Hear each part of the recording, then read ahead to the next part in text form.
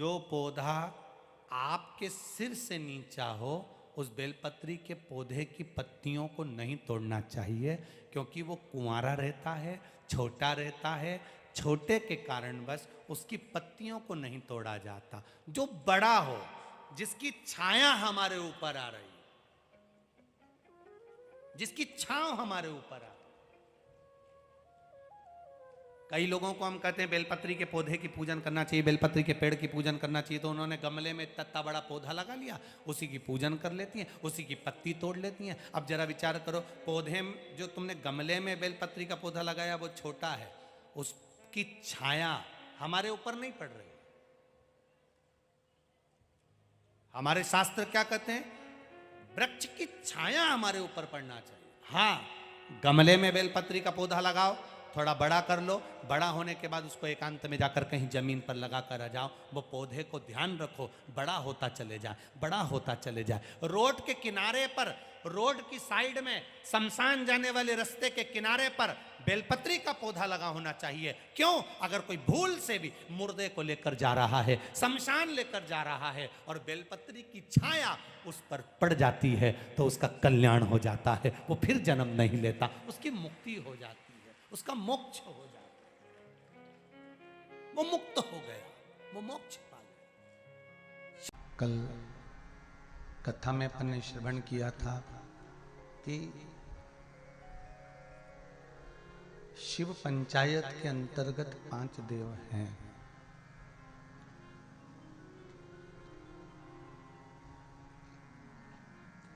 और शिव पंचायत में ये जो 5 देव हैं, ये पांचों देव हमारे जीवन को सुरक्षित रखने वाले हैं, हमारे जीवन को श्रेष्ठता की ओर बढ़ाने वाले हैं।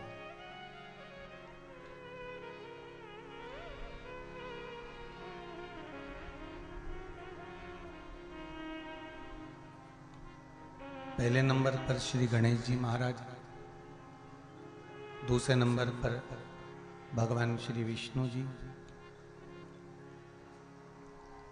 तीसरे नंबर पर भगवान शिव, चौथे नंबर पर मां दुर्गा और 5वें नंबर पर सूर्य देव।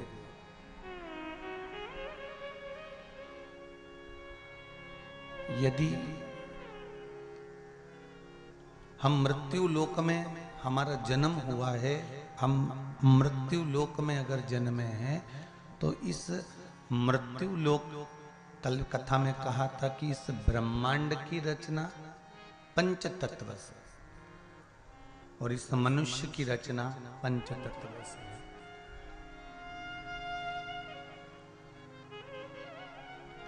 ब्रह्मांड भी 5 तत्व से बना हुआ है और मनुष्य का शरीर भी 5 तत्व से बना हुआ है।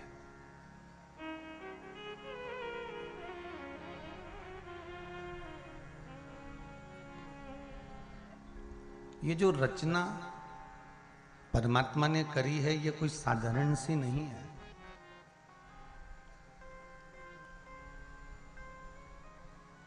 अरे तेरा ही दिया मैंने, खाया पिया है, तेरा शुक्रिया है, तेरा शुक्रिया है। मुझे भोले बाबा ने बहुत दे दिया है, तेरा शुक्रिया है, तेरा शुक्रिया है। ये जायदाद दी है, औलाद दी है, ये जायदाद दी है, मुसीबत में हर वक्त इमदाद दी है, मुसीबत में हर वक्त इमदाद दी है। तेरा ही दिया मैंने, खाया पिया है, तेरा शुक्रिया है, तेरा शुक्रिया है। मुझे भोले बाबा ने बहुत दे दिया है, तेरा शुक्रिया है, तेरा शुक्रिया। उसकी कृपा से हमको मिला, उसकी करुणा नहीं होती तो शायद हमको कुछ प्राप्त होता भी नहीं। वो कृपा करा है इसलिए कुछ मिला है।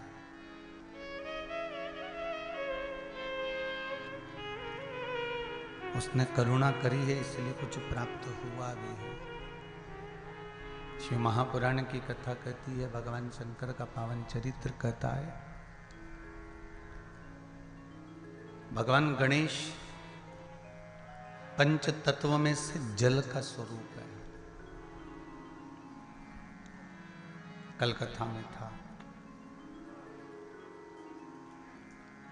भगवान विष्णु वायु का स्वरूप है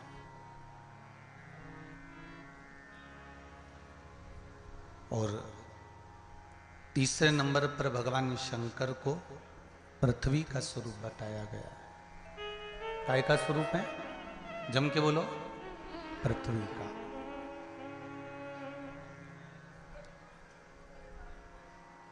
तीसरे नंबर पर है पृथ्वी का स्वरूप।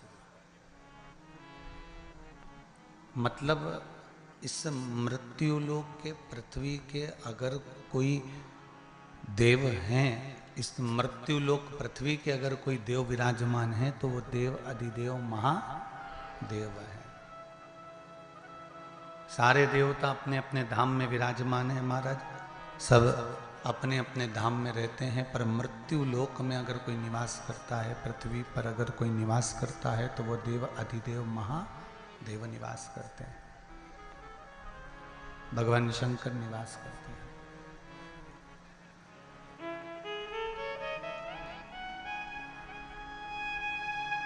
शिव के बिना मृत्यु लोक में जन्म लेने वाला जलचर हो, थलचर हो, वायुचर हो, जो भी जीव इस मृत्यु लोक में जन्म लेता है, जो भी इस भूमंडल पर इस ब्रह्मांड के अंतर्गत जन्म लेता है, वो शिव की कृपा के बिना सरल हो ही नहीं सकता। शिव की कृपा के बिना उसको सुख का अनुभव हो ही नहीं सकता।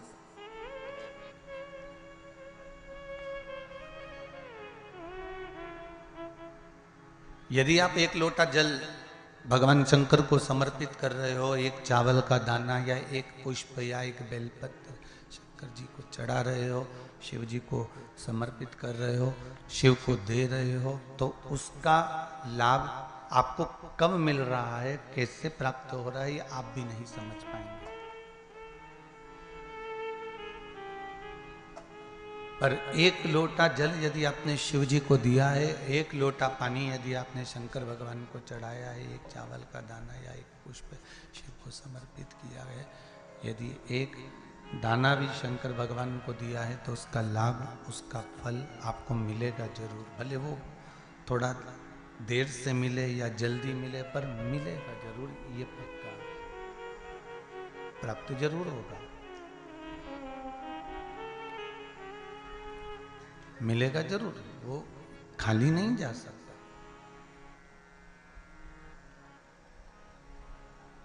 शंभु शरणे पड़ी मांगू घड़ी रे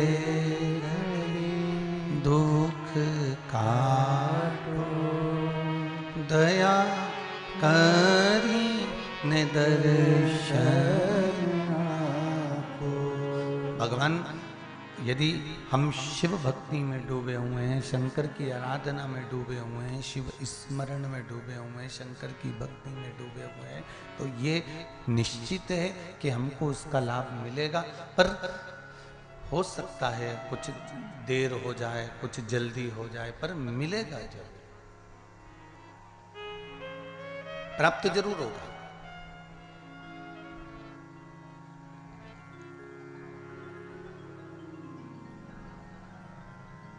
भजन कीर्तन, स्मरण, संकीर्तन, आपका दान, आपका पुण्य, आपका सत्कर्म का फल कभी खाली नहीं जा सकता। हाँ, जिसने छल करा है, जिसने कपट करा है, जिसने बेईमानी करी है, जिसने प्रपंच करा है, जिसने बुरा कर्म करा है, तो उसको बुरा मिलेगा।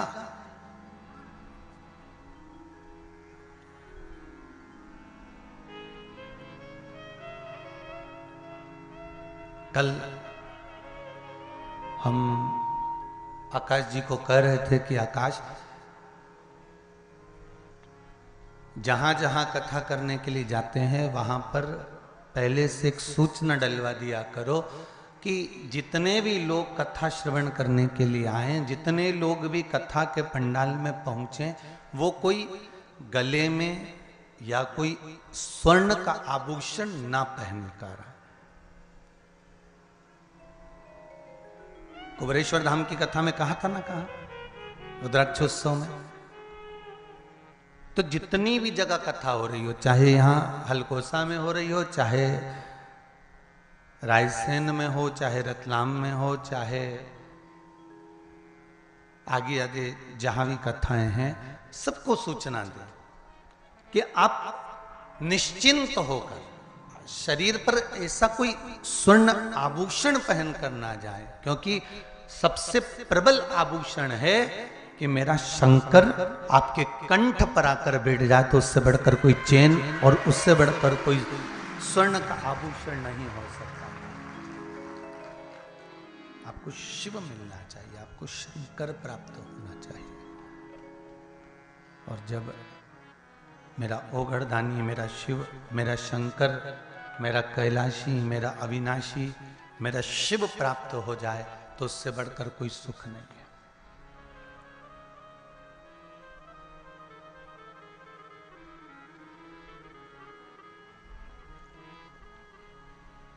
यहां स्वर्णाभूषण किसको दिखाना है आपको?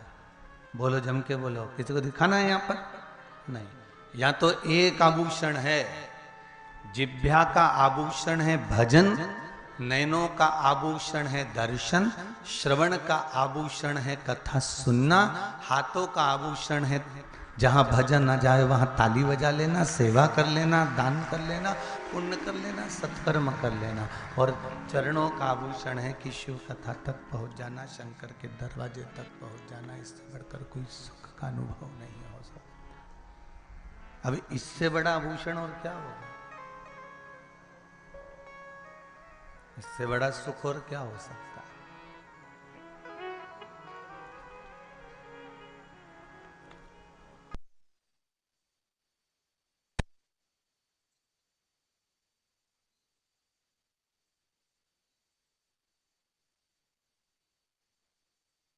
अधिदेव महादेव, पंच तत्व के जो मूल देव है वो महादेव।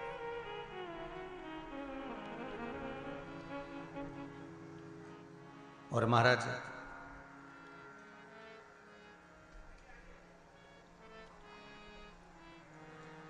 एक गेंद ले लीजिए, एक फल ले लीजिए, या एक कोई सामग्री ले लीजिए, पृथ्वी में वो बल होता है, पृथ्वी में वो बल प्राप्त है, आखिरी में वो नीचे आ ही जाएगा। पृथ्वी में वो बल है।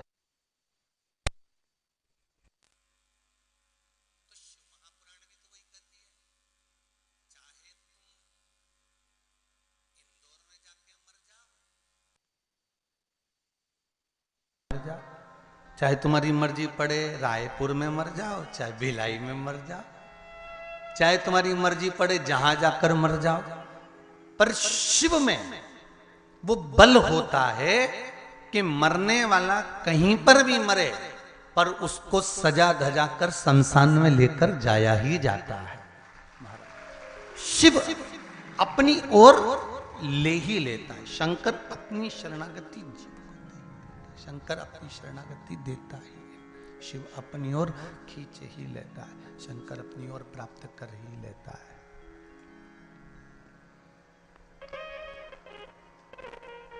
पृथ्वी के देव आदिदेव महादेव है महाराज जी।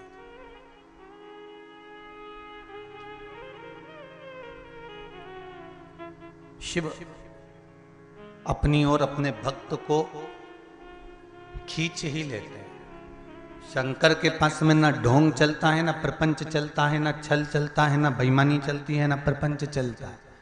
शिव जी के मंदिर में तो केवल एक लोटा जल चढ़े, शंकर का नाम स्मरण, चाहे पंचाक्षर जाप कर लो नमः शिवाय, चाहे षडाक्षर कर लो ओम नमः शिवाय, चाहे मूल मंत्र का जाप कर लो श्री शिवाय नमस्तुभ्यम, या महामृत्युंजय मंत्र का जाप कर। शंकर के पास में कोई दिखावे का क्रम नहीं है, शिव के पास में कोई दिखावा या छल या बेईमानी या प्रपंच वाला काम नहीं है। शंकर के पास तो केवल एक कर्म है कि आप जितना भजन कर रहे हो, जितना स्मरण कर रहे हो, जितना मंत्र जाप कर रहे हो, जितना नाम जाप कर रहे हो, उसका फल आपको मिलेगा।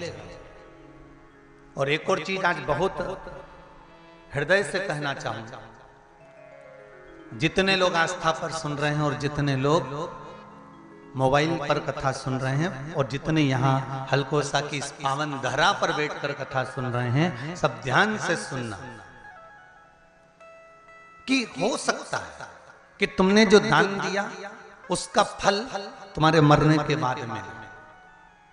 लोग कहते हैं ना कि मरोगे तब तुम्हें प्राप्त होगा, तुम्हें अन्न दान दोगे तो ऊपर अन्न खाने को मिलेगा, वस्त्र दान करोगे तो ऊपर वस्त्र पहनने को मिलेगा, स्वर्ण दान करोगे तो ऊपर स्वर्ण मिलेगा। ऐसा दुनिया शास्त्रों में लिखा है तो लोग कहते हैं कि ऐसा मिलेगा। पर शिव महापुराण में, स्कंद पुराण में, लिंग पुराण में, नर्मदा पुराण में, ब्रह्मवृत्ता पुराण में, अग्नि पुराण में, देवी भागवत में, विष्णु पुराण में, महाराज गणेश पुराण में श्री वेदव्यास जी वर्णन करते हैं कि शंकर का किया गया भजन, शंकर को किया गया दान, शंकर का लिया गया नाम, शंकर का किया गया स्मरण वहां मिले कि नहीं मिले, पर इस जन्म में ही, जन्म के अंतर्गत ही प्राप्त हो जाए।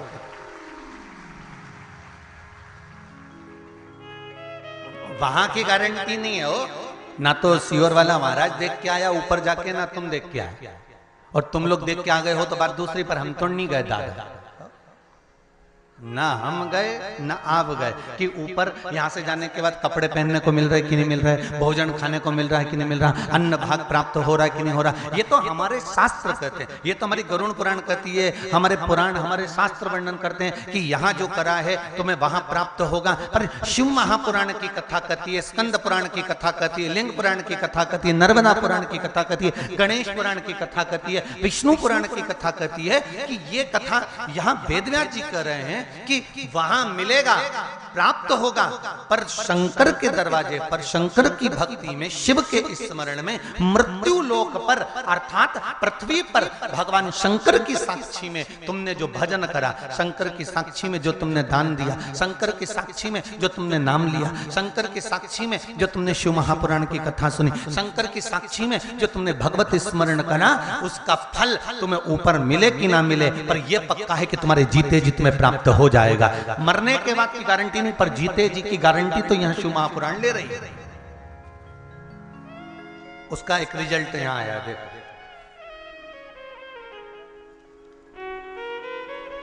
हम तो सोचे थे कि शादी की पत्रिका है, पर मालूम पड़ा इसके अंदर लेटर लिख के भेजा है। ठीक है, हमें तो लगा था कि शादी की पत्रिका है, किसी का शादी ब्याह पक्का हुआ होगा तो पत्रिका भेजी होगी, पर अंदर पत्र है।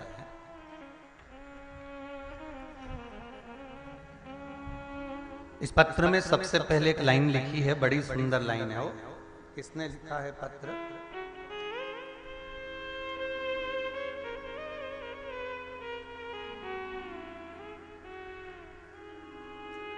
मेरा नाम बबीता पराते है, नागपुर महाराष्ट्र से आई हूं। कहीं बैठी हैं? कहीं बैठी हो तो जरा हाथ हिलाइएगा। आप ही हैं? दोनों हाथ हिला तो जरा पीछे। हाँ दोनों हाथ ऐसे कर दो, ऐसे हिलाओ। हाँ दिख गए, ठीक है। हर हर महादेव। श्री शिवाय नमस्तुभ्यम। इस पत्र में लिखा है, तेरे दर पे आके मुझे क्या मिला है, ये मैं जानती हूं या तू जानता है। मेरा नाम बबीता पराते है। अपने परिवार के साथ नागपुर महाराष्ट्र से अपनी गाड़ी के द्वारा शिव की कृपा से जो प्राप्त हुई है उससे मैं कथा सुनने के लिए आई हूं। 7 नवंबर 2021 को अन्नकूट महोत्सव की कथा सुनने भी अपने परिवार के साथ कुबेरेश्वर धाम पर पहुंची थी। अपने बेटे का कॉलेज की तरफ से कहीं जॉब के लिए नहीं आया था। बड़ी दुखी हो गई थी, बड़ी कष्ट था। सोचकर फिर घर जाकर मैंने 5 सोमवार पशुपतिनाथ के व्रत पूर्ण किए और 5 फरवरी 2021 को बसंत पंचमी के दिन बेटे का जॉब लग गया है, ये बाबा को निवेदन करने के लिए ये पत्र। बैठ जाओ बहन। हर हर महादेव। शिव कृपा ऐसी ही बनी रहे। और भी बहुत सी चीजें इसने लिखी है।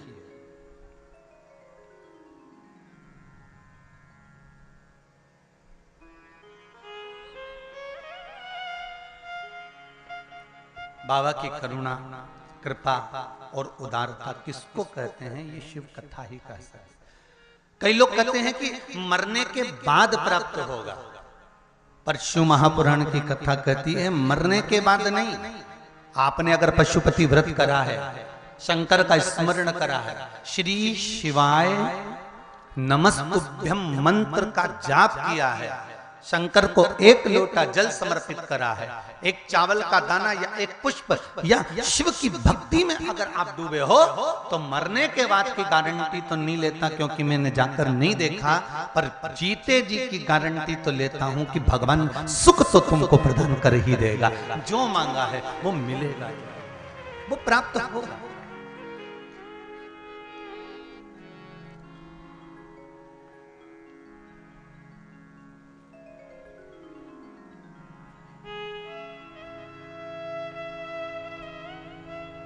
भोलेनाथ दया करना, मैं तेरे भरोसे हूँ। शंभु नाथ दया करना, मैं तेरे बात तो और कहूं, यहाँ जितने लोग कथा सुनने के लिए बैठे हो, जितने आस्था चैनल पर कथा सुन रहे हो, जितने फेसबुक यूट्यूब पर कथा सुन रहे हो, कथा नहीं आती है आपका चेहरा उतर जाता है, कथा नहीं मिलती है आपका मुख उतर जाता है, दिन भर टाइम पास नहीं होता, दिन भर समय मालूम ही नहीं कहां चले गया, हम कथा क्यों नहीं मिली।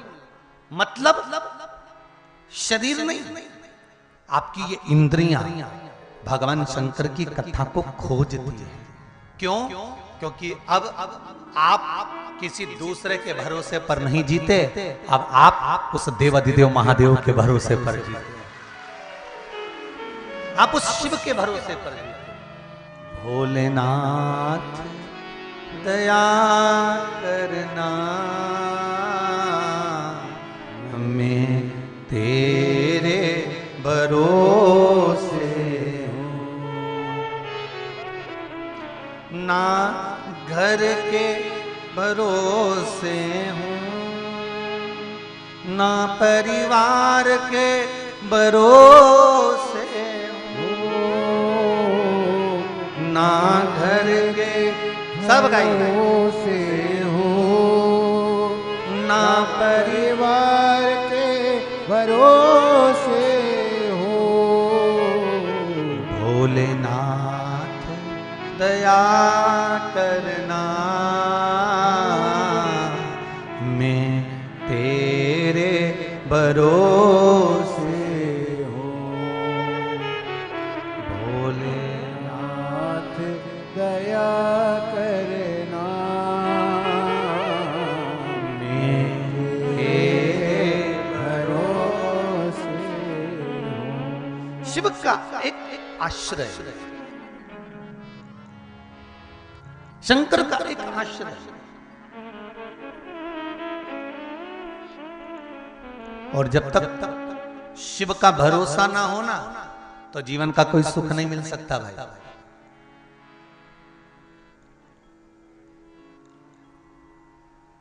कहना चाहूंगा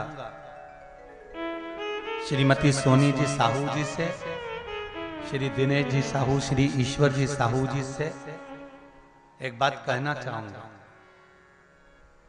शहर होए ना, अगर मान लो शहर हो, तो ये सारी व्यवस्थाएं जुटाने में समय नहीं लगता।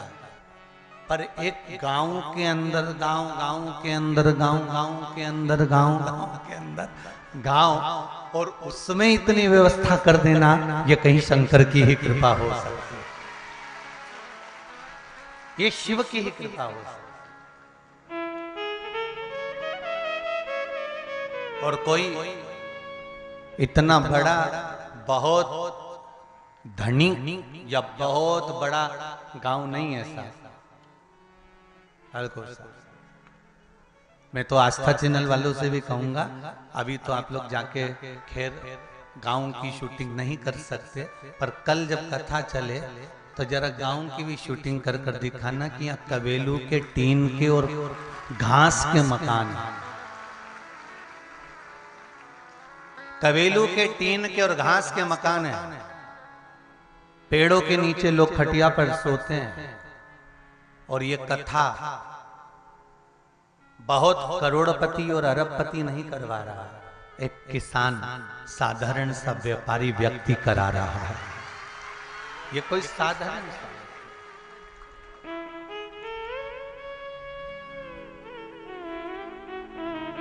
और एक बात जरूर कहूंगा दिनेश जी आपको, कि बड़े शहर होते हैं ना, तो लोग रुकने की व्यवस्था कहीं ना कहीं घरों में, बंगलों में या होटलों में करा देते हैं। पर आप जैसा भक्त भी नहीं मिलेगा जिसने कथा ली और सोचा कि कबेलू के मकान में गुरुजी कैसे रहेंगे, तो मकान तक बना दिया कथा को मात्र कराने। ऐसा भक्त नहीं मिलने वाला। ये शिव की उपासना। नमन करता हूं आपकी भक्ति को, आपके भरोसे को और आपके विश्वास को। और आप जितने लोग कथा सुनने के लिए आए हो ना, बाबा से कहकर जाना, बाबा भले इतना धन उनको नहीं दिया, पर दिल इतना बड़ा दिया कि इतनी बड़ी शिव पुराण करा दी, ऐसा हम पर भी एक दिन कृपा कर देना। बाबा से कहकर जाना, एक दिन हम पर भी ऐसी कृपा करना भोलेनाथ कि हमारा भी मन बहुत बड़ा है, दिल बहुत बड़ा है, तो कृपा करना कि एक बार हम भी शिव पुराण की कथा करवाएं। कई लोग कहते हैं गुरुजी केवल शहर में बाँचते हैं, आकर एक बार हलकोसा को तो देख लो। एक बार अगर मौका मिले तो हलकोसा तो आओ।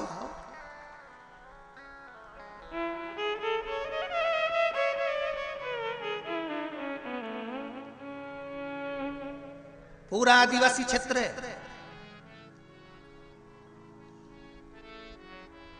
यहां के लोग मजदूरी करने के लिए शहरों में जाते हैं, दिन रात मजदूरी करते हैं, तब 2 रोटी के लिए रुपया लेकर आते हैं, गुजारा करते हैं। आपके गांव में ट्रैक्टर, ट्राली, बखर सब होगा। आज भी हलकोसा में हली चढ़ाया जाता है और बैलों से खेती करी जाती है। अब इतना समर्पण, इतना प्रेम, इतनी वात्सल्यता, इतनी करुणता, इतना आनंद, तो आज सिद्ध कर दिया इस साहू परिवार ने कि कथा धन से नहीं दिल से होती है। ये सिद्ध कर दिया। कथा धन से नहीं, हृदय होना चाहिए, दिल होना चाहिए।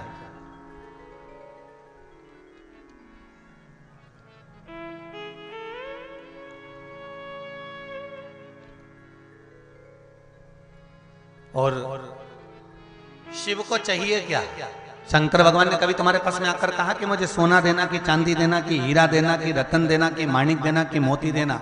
कभी आपने सियोर वाले महाराज ने ये कहा कि तुम शंकर भगवान को इतना रुपया देना, या शंकर भगवान को ये चांदी का आभूषण या स्वर्ण का आभूषण या मोती या रतन या माणिक चढ़ाना?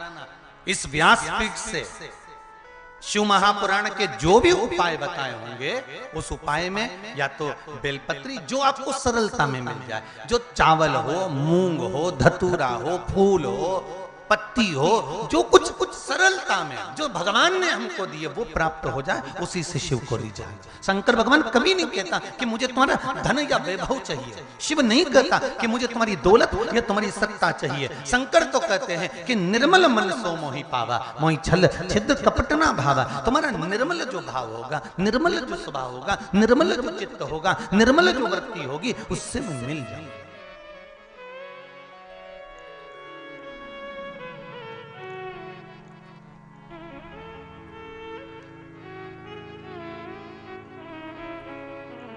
आज सिद्ध कर दिया छत्तीसगढ़िया सबले बढ़िया। और आज तो तुम लोग इतने आ गए कि कल का टेंशन चालू हो गया कि तेरा क्या होगा रे कालिया, बैठोगे कहाँ? शिव कृपा, शंकर की दया, उदारता।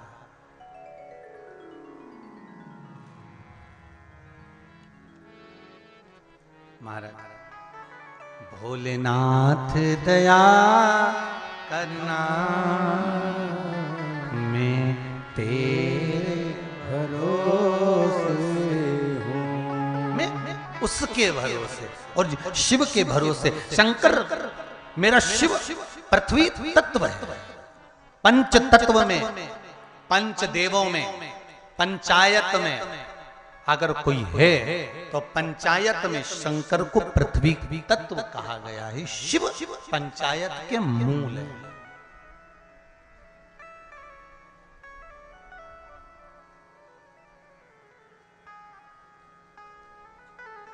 शिव पंचायत के मूल है। आप कहीं पर भी दान करो, पुण्य करो, सत्कर्म करो, भजन करो, कीर्तन करो, वो भले तुम्हारे जाने के बाद अलग जन्म में मिल जाएगा, पर शिव महापुराण की कथा कहती है जिसने शंकर को एक लोटा पानी चढ़ाया है, शंकर का पंचाक्षर मंत्र नमः शिवाय, षडाक्षर मंत्र ओम नमः शिवाय, मूल मंत्र श्री शिवाय नमस्तुभ्यम या महामृत्युंजय मंत्र या शिव का किसी भी रूप में भजन, दान, पुण्य, स्मरण, संकीर्तन करा है, ये अगले जन्म में नहीं, ये आपको इसी जन्म में आपके जीते जी आपकी आंखों के सामने प्राप्त हो जाता है। मरने के बाद आपके जीते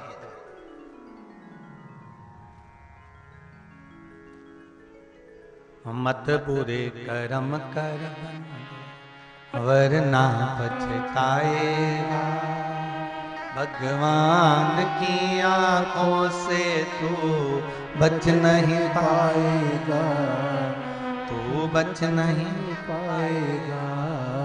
अरे ओ अज्ञानी मत करना दानी। ये हमारा कर्म का फल। इसलिए शायद शिव महापुराण की कथा कहती है कि जब आप शंकर का भजन करो, शंकर का जब आप स्मरण करो, शंकर का जब मंत्र जाप करो, शंकर का जब नाम जाप करो, तो शंकर की पूजन करने वाला, सेवा करने वाला 3 चीजों पर ध्यान जरूर देना। पहला, शंकर का भजन करने वाले को इतना ध्यान रखना चाहिए कि आप किसी का बुरा मत करो, भले कोई आपका बुरा कर दो। 3 चीजें शंकर के भजन करने वाले को याद रखना। पहला क्या? जम के बोलो, आप किसी का बुरा मत करो, भले दुनिया के लोग आपका बुरा कर दें।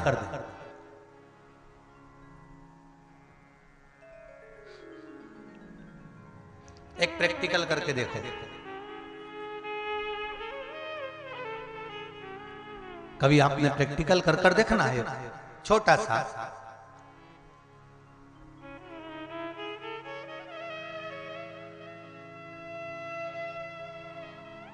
होली के समय पर आप किसी को फूल तोड़कर फेंक कर मारोगे तो वो भी आपको फूल ही फेंक कर मारेगा। आपने किसी को गुलाल फेंक कर मारी तो वो भी आपको, जम के बोलो, गुलाल मारेगा। आपने किसी को काला पीला जो भी रंग होता है भयंकर, वो किसी को लगा दिया तो वो भी आपको, जम के बोलो जरा, वही लगाएगा। आपने किसी पर कीचड़ फेंका, ये तो प्रैक्टिकल अभी होली गई ना, तो आप करके देख लेते। किसी पर कीचड़ फेंका तो वो भी क्या करेगा, आपके ऊपर कीचड़ ही फेंकेगा। किसी के आपने कपड़े फाड़ दिए होली पर तो वो भी, अरे जम के तो बोलो, आपके कपड़े फाड़ेगा। ये होली पर प्रैक्टिकल करके देखना। जो आपने दिया है वैसा आपको मिला। फूल दिया, फूल मिला। रंग दिया, रंग मिला। कलर मिला, कलर दिया तो कलर मिला। कपड़े फाड़े तो कपड़े फाड़े गए। आपने जैसा कीचड़ दिया, कीचड़ मिला। जैसा आपने दिया है वैसा आपको प्राप्त होगा। इसलिए शिव पुराण कहती है कि शंकर के भजन करने वाले को, शंकर के स्मरण करने वाले को, शिव नाम जपने वाले को, शंकर की भक्ति में डूबने वाले को, शंकर का स्मरण करने वाले को कभी किसी का बुरा नहीं करना चाहिए, ना किसी के लिए अपशब्द कहना चाहिए। चाहे दुनिया के लोग कितना भी बुरा कर दें, कितना भी अपशब्द कह दें, कितने भी ताने दे दें, कितना भी बुरा कर दें, उनको करने दो, पर अपने को नहीं। दूसरा, शंकर के भजन करने वाले को चाहिए कि बन सके तो किसी की सहायता।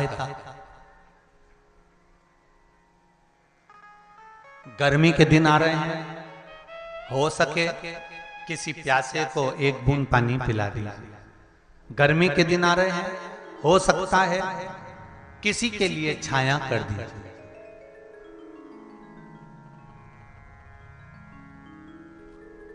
किसी भूखे को भोजन करा दिया।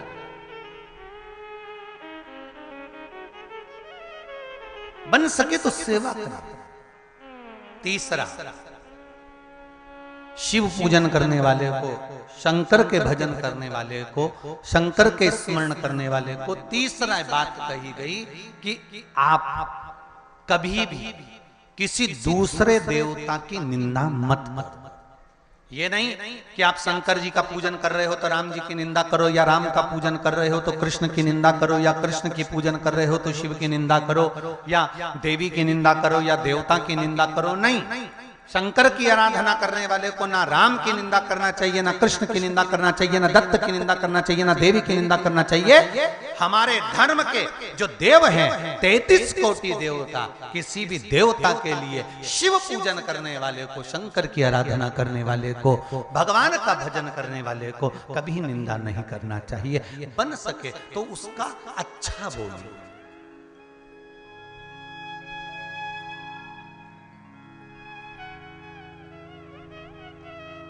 बन सके तो कुछ अच्छा करिए। एक कथा आती है, दो ब्राह्मण एक ही गांव में रहते थे। एक गरीब था, एक अमीर। एक के पास में धन नहीं है और एक के पास में धन बहुत है। दोनों ब्राह्मण साथ में रहते थे, पड़ोस पड़ोस में निवास था दोनों का, एक बाजू बाजू रहते थे। एक गरीब था, एक अमीर था। एक दिन जो गरीब ब्राह्मण था ना, इसकी पत्नी रोज चिड़चिड़ करती थी। एक दिन एकादशी का दिन था और एकादशी के दिन इसकी पत्नी ने कहा था, जाओ बच्चे भूखे हैं, कुछ सामान लेकर आओ। अब वो गया, बेचारे को नहीं मिला। गरीब बड़ा तो था ही, धन था नहीं, कहीं पूजन पाठ अर्चना आराधना नहीं मिली, कुछ प्राप्त नहीं हुआ, तो वो वापिस लौट आए। वो वापिस आ गया। अब पत्नी ने कहा, कुछ लाए हो?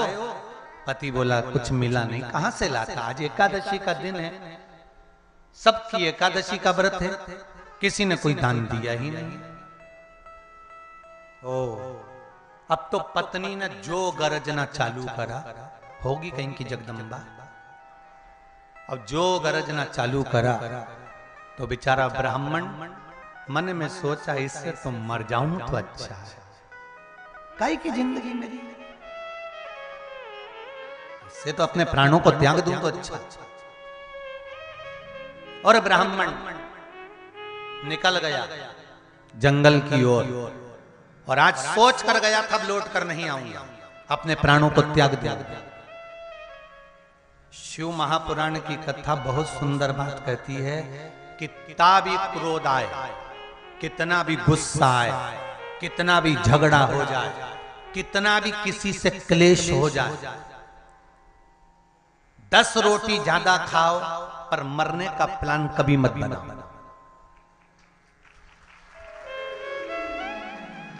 कितना भी झगड़ा हो, कितना भी घाटा लग जाए, कितना भी क्रोध आ जाए, चाहे पूरी की पूरी कंपनी डूब जाए, पर मरने का कभी प्लान मत बनाना, मरने का मत सोचना।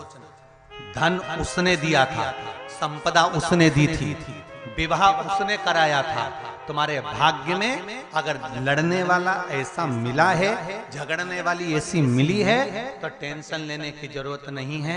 उसने निभाने के लिए दिया है ना, तो झगड़ो लड़ो, जो कुछ करना है करो, पर मरने का प्लान कभी मत बनाओ कि मैं मर जाऊंगा और मैं तो चले जाऊं, मैं डूब के मर जाऊं। क्या मतलब मरने से?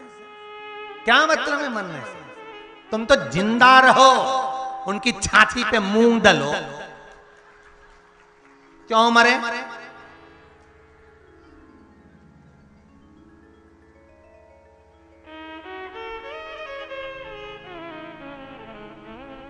थोड़ा सा परीक्षा में फेल हो गए, जॉब नहीं लग रहा, काम नहीं हो रहा, कहीं ना कहीं घाटा लग गया, तुरंत विचार कर अब तो मर जाएं तो अच्छा। बहुत तकलीफ में है, बहुत दुखी हैं गुरुजी, हम बहुत तकलीफ में हैं गुरुजी। तो गुरुजी क्या करेंगे? गुरुजी तो रोज कथा में कहते हैं शंकर पर विश्वास करो, शिव पर स्मरण करो, शंकर का भजन करो, शंकर की भक्ति का धारण करो, शिव पर 1 लोटा पानी चढ़ाओ। ज्यादा तकलीफ है, ज्यादा दुख है तो बेलपत्री का कमल बनाकर उस पर चावल रखकर शंकर को समर्पित करो। कितने कितने कितने कितनी बार उपाय बताए हैं साहब, आप करो तो, और विश्वास रखकर करो। कि ये लिखा किसी ने पत्र में, देखो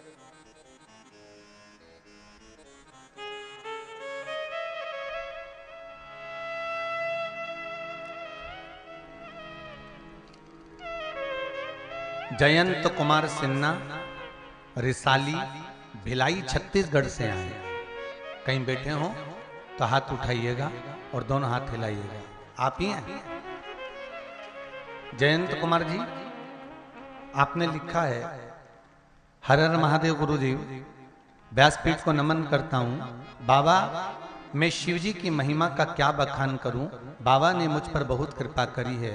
भोलेनाथ ने मेरे बच्चे को मैथ्स के एग्जाम में, मेरा बच्चा जो कि पढ़ने में कमजोर था, ज्यादा नहीं पढ़ पा रहा था, मैथ के एग्जाम में दिन आपके द्वारा बताए गए उपाय, बेलपत्री में शहद लगाकर शिवालय में चिपकाकर और उसे निवेदन कर कर जब एग्जाम देने के लिए गया तो सबसे ज्यादा अंक मैथ में ही लेकर आया है। ये पत्र। बैठ जाइए बाबू। हर हर महादेव। शिव की भक्ति करो तो एक पत्र और है।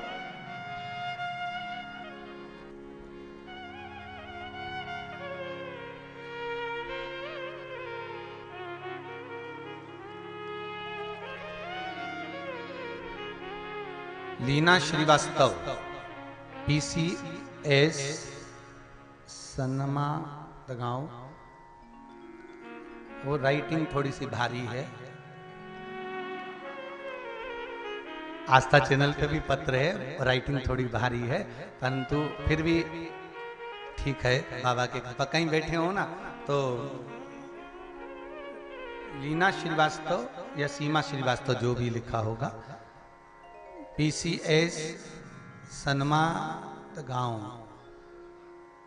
रानमा गांव या सनमा गांव। कहीं कहीं बैठे हो तो हाथ उठा देना। कहीं हाँ, अच्छा उधर हो क्या?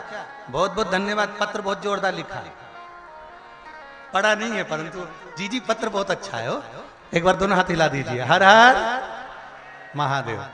बहुत सुंदर बात लिखी है आपने इस पत्र में कि गुरुदेव, मेरा नाम सीमा श्रीवास्तव है, 3 महीने से तकलीफ में थी, बहुत रोग हो गया था। सारी, मैं रोग का नाम नहीं लूंगा, दवाइयां कर चुकी थी, दवाइयां तक नहीं लग रही थी, बहुत ज्यादा कष्ट में हो गई थी। आपने 7 बेर शंकर जी को चढ़ाने का एक उपाय बताया था, यही करा था ना दीदी? 7 बेर शिव जी को चढ़ाने का एक उपाय बताया था। मैंने वो उपाय करा और करने के बाद जो जैसा आपने कहा था वैसा की वैसे ही किया। मुझे 5 दिन के अंदर अंतर आ गया। अब मैं ठीक हूं और कथा में आकर बैठी हूं। ये शिव कृपा। बैठो बहन, बैठो। श्री शिवाय नमस्तुभ्यं। बाबा ने मेरी सुन ली और मैं कथा में आकर बैठ गई। ये शिव इस समय अब करो ही ना। सारे दुनिया के लोगों को एक आदत पड़ गई है, मालूम कौन सी? कि कुआं कोई खोद दे, पानी हम पी लें, सारा काम गुरुजी कर दें और लाभ हमको मिल जाए। पर शिव महापुराण थोड़ी सी उल्टी चलती है। और लोग कहेंगे तुमसे, तुम चिंता मत करो, हम बैठे हैं, हम सब कर देंगे, तुम तो जाओ आराम से चादर तान के सो। पर शिव महापुराण की कथा कहती है, जो उपाय शिव महापुराण में जैसे शंकर के भजन, शिव का स्मरण, शंकर की भक्ति, शंकर का जैसा जैसा उपाय स्मरण कहा गया है, वैसा यदि करोगे तो यह पक्का है कि शंकर आपके लिए सारे रास्ते खोल देंगे, सारे मार्ग। वो कृपा जरूर करें। शिव की कथा कह रही हो, गर्दानी त्रिकालदर्शी कैलाशी अविनाशी का चरित्र का। महाराज, एक ब्राह्मण गरीब है, दूसरा ब्राह्मण अमीर। अब गरीब जो है, उस ब्राह्मण की पत्नी ने जब अपशब्द कहना चालू करा तो हृदय को घात लगी। और हृदय को घात लगी तो मन में आया कि इससे तो अच्छा है कि मैं प्राणों को त्याग दूं। वो प्राण त्यागने के लिए चला। आवाज बढ़ाइए। वो प्राण त्यागने के लिए चला। और जब प्राण त्यागने के लिए वो चला,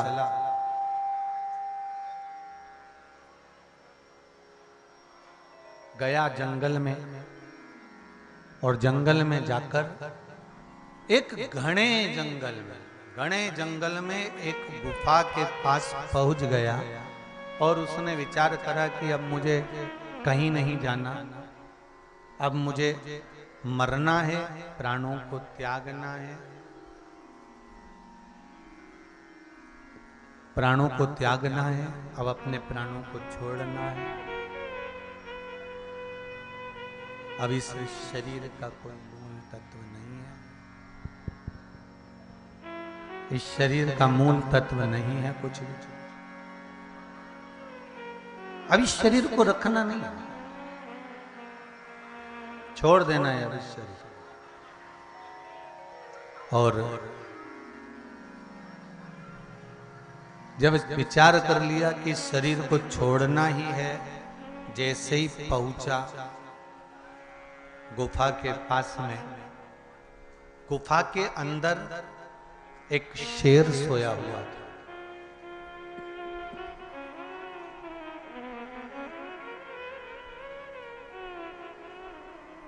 गुफा के अंदर एक शेर सोया हुआ और हंस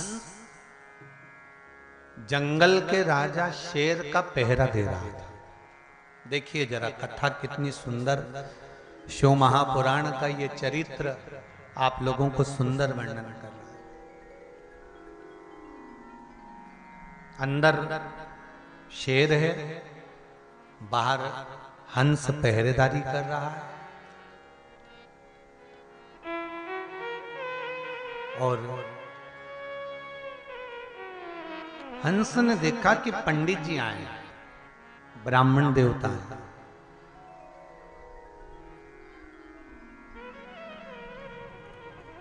तो हंस मन में सोचा, अरे ब्राह्मण देवता, तुम्हें भी आज मरने के लिए आना था। अंदर शेर बैठा है 5 मिनट की भी देरी नहीं करेगा और ये तुम्हें खा जाएगा। अब पंडित जी तो विचार कर कर आए थे कि शरीर छोड़ना है, मरना है, जीवित नहीं रहना। अब तो हार गया मैं इस शरीर से।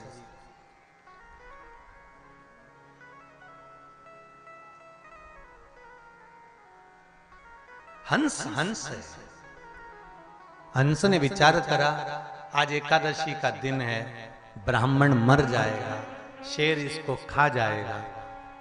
हंस का शरीर है, अपना अपना फर्ज है कि कुछ जीवन में आए हो तो अच्छा कर लो।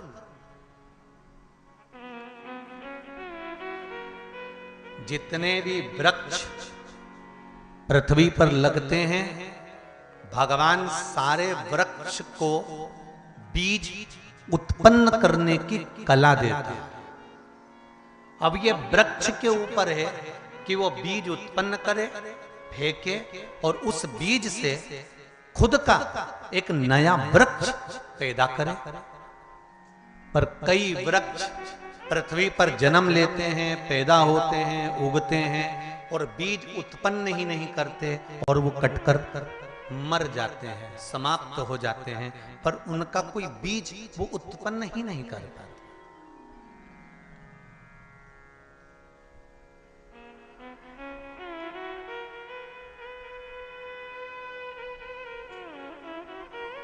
हम खुद की कोई कला को प्रकट ही नहीं कर पाते।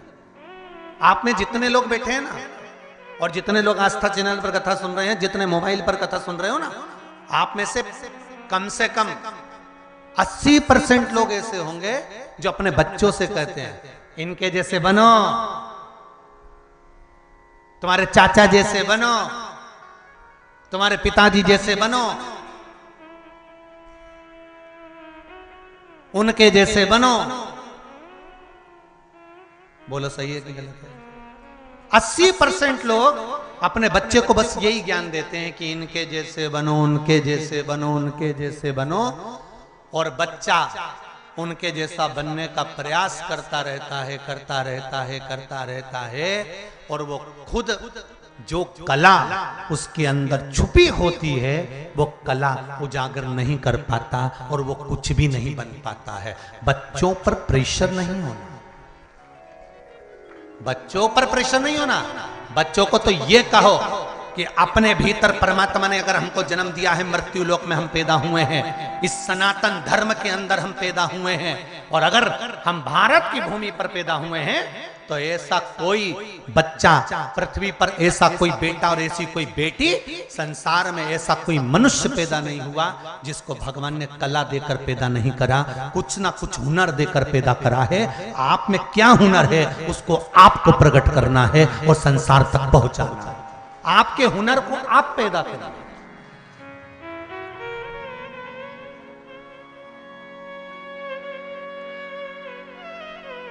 हमें दूसरे के जैसा नहीं, हमें वो बनना है कि आने वाली पीढ़ी अपने बच्चों से कहे कि इनके जैसा बन।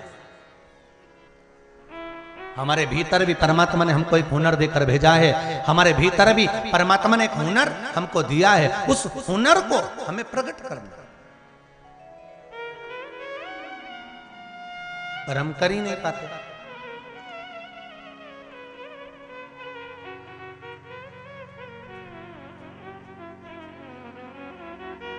सास बहू से कहती है हमारी सास ऐसी थी,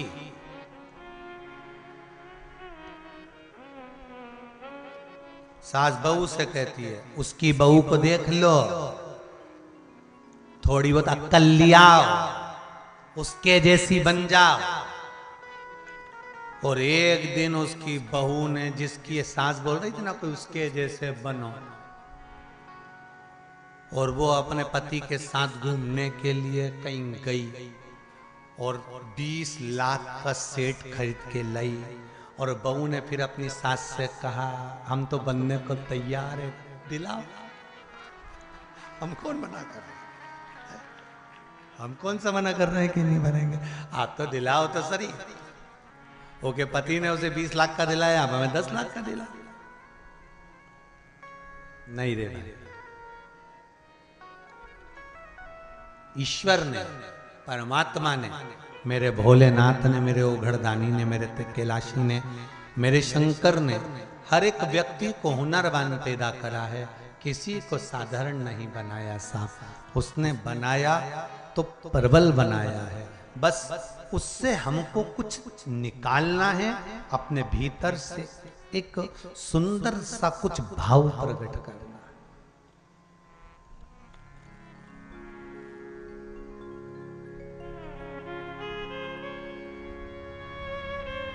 अच्छा करने का प्रयास तो करो।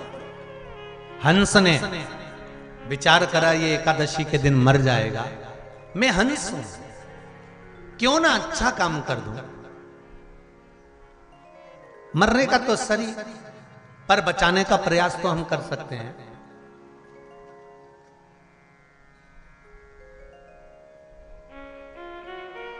अगर कोई हार रहा हो ना, तुम्हारे पड़ोस में कोई बच्चा हो, कोई बेटी हो, कोई परिवार हो जिसमें धन की कमी आ गई हो और वो बहुत हार चुका हो, तो उसको कहना हार मती, एक बार पशुपति व्रत रख और पशुपति व्रत कर कर देख, बाबा चाहेगा तो 5 सोमवार में तो तेरा कार्य कर ही देगा। अगर कोई हार रहा है तो उसको बल प्रदान तुम करो।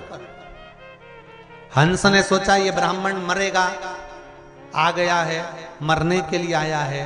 इतने में हंस ने तुरंत उसी समय पर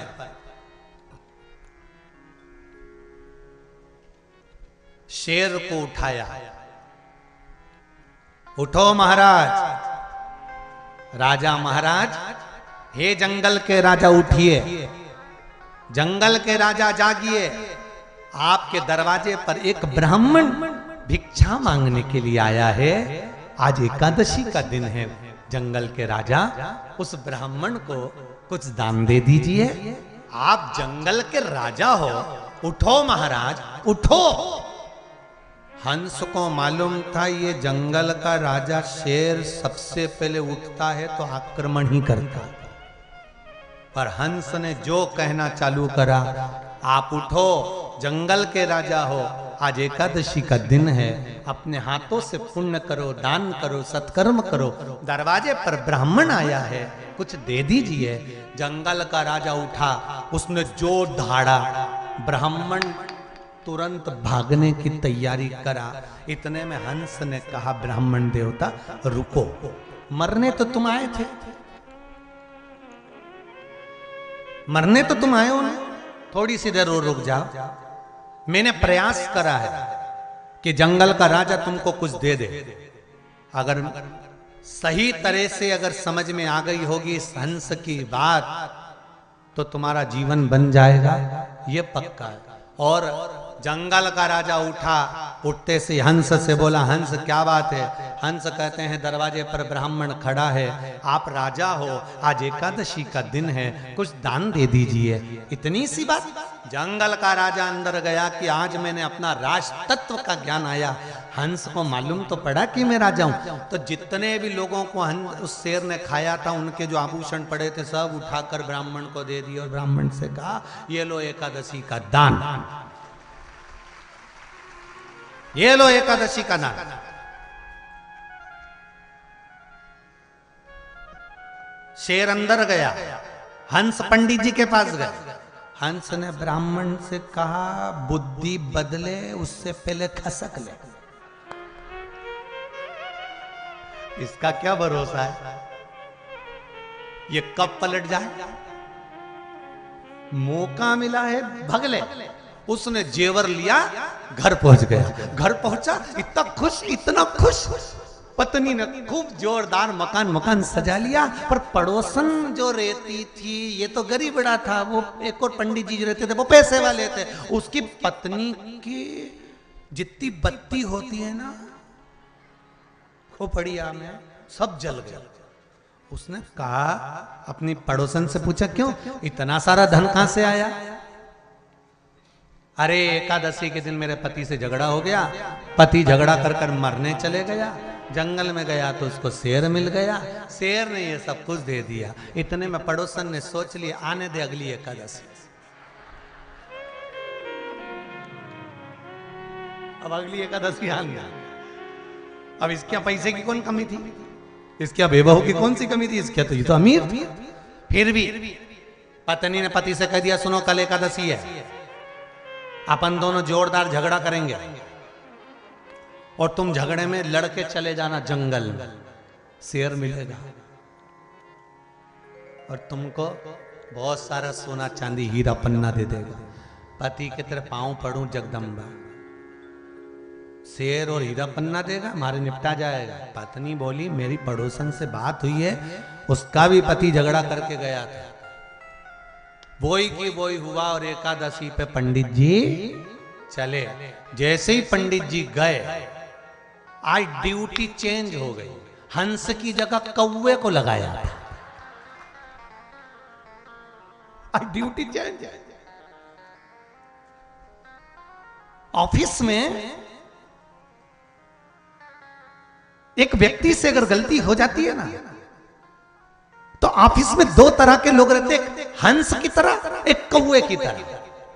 जो हंस प्रवृत्ति का व्यक्ति होता है ना वो साहब के पास जाकर कहता है सर छोटा है गलती हो गई, अभी नई नई ज्वाइनिंग हुई है ना सर, इसको आता नहीं है, धीरे धीरे सीख जाएगा, धीरे धीरे सीखेगी सर, इसमें अभी अक्ल नहीं है, गलती हो गई सर। जो हंस प्रवृत्ति का होगा ना उसकी गलती को छुपाएगा, उसको उजागर नहीं करेगा, उसको दबाएगा और ऑफिसर को समझाएगा गलती हो गई, आगे से ऐसा नहीं होगा सर, ऐसा अब नहीं करेगी, अब नहीं करेगा, उसको समझाएगा। और जो कौवा प्रवृत्ति का होता है ना वो और जाकर चार अलग से जोड़कर लगाएगा, सर वो तो तुम्हें बदनाम करने में लगा हुआ है, इसीलिए तो चाहता है कि तुम्हारी जॉब तक चली जाए, तुम्हारा ऑफिसर पद चले जाए, अभी भी मौका है, इसका ट्रांसफर कर दो, यहां से हटा दो। ये कौवा है।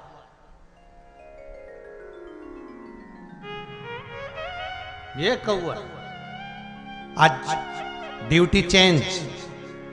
आज दरवाजे पर राजा शेर के दरवाजे पर हंस द्वारपाली नहीं कर रहा है, आज कौन कर रहा है? जम के बोलो जरा, कौवा कर रहा है। और जैसे ही कौवा द्वारपाली कर रहा था और पंडित जी आए और कौवा खुश हो गया, अब तो निपटा। कितनी खुशी की बात है, ये मरेगा, शेर खाएगा, इसके थोड़े से मांस के टुकड़े मिलेंगे, मैं नोच नोच के खाऊंगा। कौवे ने अपना फायदा देखा और कौवे ने सोचा शेर तो सो रहा है, इसको उठाना पड़ेगा। कौवे ने शेर को उठाना चालू करा, काऊ काऊ करना चालू करा, शेर नहीं उठा। पंडित जी और आगे बढ़े, कौवे ने और तेज चिल्लाया, शेर को उठाने का प्रयास करा, शेर उठा। शेर ने जैसी धाड़ लगाई, पंडित जी घबराए, मरे। शेर आया बाहर, कौवे को देखा, कौवे से पूछा क्यों रे, क्या बात है, इतना क्यों चिल्ला रहा है? कौवा कहता है बाहर पंडित जी आए हैं, ताजा ताजा मांस है, ब्राह्मण देवता बड़े चकाचक है, निपटा जाओ। शेर ने मन में सोचा पिछली एकादशी पर ड्यूटी हंस की थी और उसने मेरे हाथों से दान करवा दिया था, आज ये कौवे की ड्यूटी लगी है, ये मुझसे पाप कराना चाहता है, क्यों ना एक मौका पंडित जी को फिर दे दूं और कह दूं चले जाए यहां से। पिछले बार का पुण्य हंस के द्वारा जो ज्ञान दिया गया था वो ज्ञान प्रकट हो गया और शेर ने जाकर पंडित जी से कहा ब्राह्मण देवता मैं आपको खा जाऊंगा, निवेदन है आप यहां से चले जाओ। और पंडित जी दौड़कर चले गए। राजा शेर ने कौवे से कहा कौवे तुझ में और हंस में कितना अंतर है, हंस मुझे जगाने का काम कर रहा है और जगा भी ऐसा रहा है कि धर्म में लगा रहा है, और कौवे तू उसकी निंदा कर कर मुझे इसलिए जगा रहा है कि मैं गलत काम करूं। दो तरह के लोग संसार में होते हैं महाराज, एक हंस की तरह, एक कौवे की तरह। हंस वो होगा तुम्हें जगाने का प्रयास करेगा, धर्म में लगाने का प्रयास करेगा, सत्कर्म में लगाने का प्रयास करेगा, सच्चा सनातनी बनाने का प्रयास करेगा और भगवान के भजन में शिव के धाम तक पहुंचाने का प्रयास करेगा। और दूसरा कौवे की तरह होगा, जगाएगा, जगाने का प्रयास करेगा, तुमसे कहेगा देख लो, प्रयास करेगा, समझाएगा तुमको। कौवे की तरह भी लोग मिलेंगे तुमको, और जो आग लगाने का काम करेंगे, तुमको मिटाने का काम करेंगे। पर सत्कर्म की ओर बढ़ना है, हमको हंस की जैसे ज्ञान चक्षु रखना है। ध्यान दीजिएगा, गिद्ध, रामचरितमानस, संपाति गिद्ध था, जटायु गिद्ध था। रामचरितमानस में तुलसीदास जी लिखते हैं कि गिद्ध की दृष्टि बहुत दूर तक का देख लेती है, पर शिव महापुराण की कथा कहती है गिद्ध से ज्यादा सिद्ध की दृष्टि बहुत ऊंचे तक का देख लेती है। शिव महापुराण की कथा तो गिद्ध अगर दूर तक का देख सकता है तो सिद्ध उससे भी दूर का देख सकता है। इसीलिए कहते हैं कि कहीं जाओ तो किसी सिद्ध के पास जाकर थोड़ी देर बैठो। भजनावली, कीर्तनी, संकीर्तनी, स्मरणी, जो भगवान का भजन करने वाला हो, स्मरण करने वाला हो, मंत्र जाप करने वाला हो, नाम जाप करने वाला हो, शिव की आराधना करने वाला हो, शंकर का अनुमोदन करने वाला हो, शिव भक्ति में डूबने वाला हो। महाराज अगर गिद्ध बहुत लंबा देख सकता है, बहुत दूर का देख सकता है, तो कोई सिद्ध और लंबा देख सकता है कि तेरा अंत कहां तक है, तुझे कैसे फल मिल सकता है, यह कोई सिद्ध ही देख सकता है। गिद्ध और सिद्ध दोनों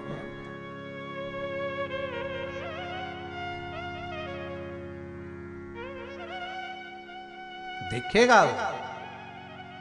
आपके जीवन की श्रेष्ठता को देखेगा।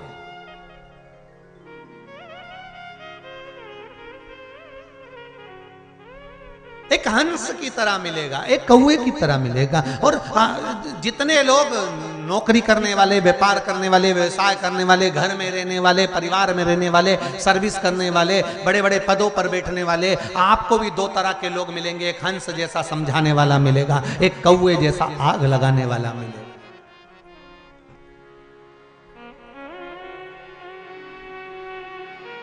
दो तरह का। पर भोलेनाथ दया करना, मैं तेरे भरोसे हूँ।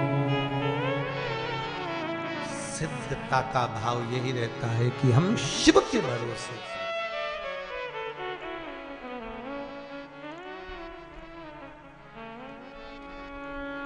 दरवाजे पर कोई आया, उसका आतिथ्य करो, उसका सम्मान करो, उसका सत्कार करो, वो जरूरी है। अभी शीतला सप्तमी गई, शीतला अष्टमी, इसके बाद में दशा माता की पूजन आ जाएगी। और अब की बार दशा माता की पूजन शायद रविवार की पड़ रही है। और रविवार की पड़ रही है तो कई लोग विचार में पड़े होंगे कि पीपल के वृक्ष के नीचे रविवार को जाएं कि नहीं जाएं, पीपल के वृक्ष के नीचे दशा माता का पूजन करें कि नहीं करें, रविवार को पड़ रही है, करें ना करें। पहले भी कहा है आपको, आज फिर कहते हैं, आप पीपल के पेड़ की पूजन करने नहीं जा रहे। रविवार के दिन आप दशा माता का पूजन करने जा रहे हो। अब वो दशा माता अगर पीपल के वृक्ष के नीचे बैठी है तो आप पूजन कर सकते हो, उसमें कोई दोष नहीं होगा, उसमें कोई दोष नहीं हो सकता। आप दशा माता की पूजन करने जा रहे। अब वो दशा माता भले वो पीपल के पेड़ के नीचे बैठी हो, चाहे बड़ के पेड़ के नीचे बैठी हो, आप पीपल की पूजन करने नहीं जा रहे। हाँ, पीपल के वृक्ष के नीचे अगर दशा माता बैठी और पीपल के नीचे बैठी है तो आप पीपल की पूजन, पीपल की जड़ की पूजन भी कर रहे हो, तो दशा माता के भाव से करें। आप ये ना सोच कर करें कि हम पीपल की पूजन कर रहे हैं, रविवार के दिन कर नहीं सकते। हमने सुना है रविवार को पीपल को छूना नहीं चाहिए, प्रणाम नहीं करना चाहिए, पूजन नहीं करना चाहिए, पर आप पीपल की नहीं कर रहे हो, आप दशा माता की कर रहे हो। इसलिए रविवार को कर सकते हो आप दशा माता। करो आप सेवा, शिव आराधना कर रही। महाराज भगवान शंकर पृथ्वी का स्वरूप है, पृथ्वी का तत्व है। फिर अगला जो वर्णन आया पंच तत्व में, मां दुर्गा अग्नि का स्वरूप है। महाराज शरीर में एक तत्व अग्नि भी हमारे भीतर होता है, तुरंत उपज जाता है, तुरंत प्रकट हो जाता है, तुरंत। दुर्गा, दुर्गा नाम पार्वती जी का कब पड़ा था? जब दुर्गमासुर को मारा था। रूरू नाम का एक दैत्य था, असुर, और रूरू नाम का ये दैत्य, रूरू नाम का ये असुर, जिसने चारों तरफ अपना वर्चस्व जमा रखा था। कहीं यज्ञ होते खंडित कर देता, कहीं सत्कर्म होते नष्ट कर देता, लोगों के पुण्य को छुड़ा कर ले जाता, पुण्य को छुड़ा कर लाता। एक बात और ध्यान रखिएगा, आप लोग शिव पंचायत, शिव महापुराण की कथा सुन रहे हो। जब किसी विशेष परिस्थिति में फंस जाओ, जब आपको लगे कि ऐसी विषम परिस्थिति में हम फंसे हुए हैं, भगवान कोई रास्ता निकालिए, तो एक काम करना, 5 बेलपत्र लेना,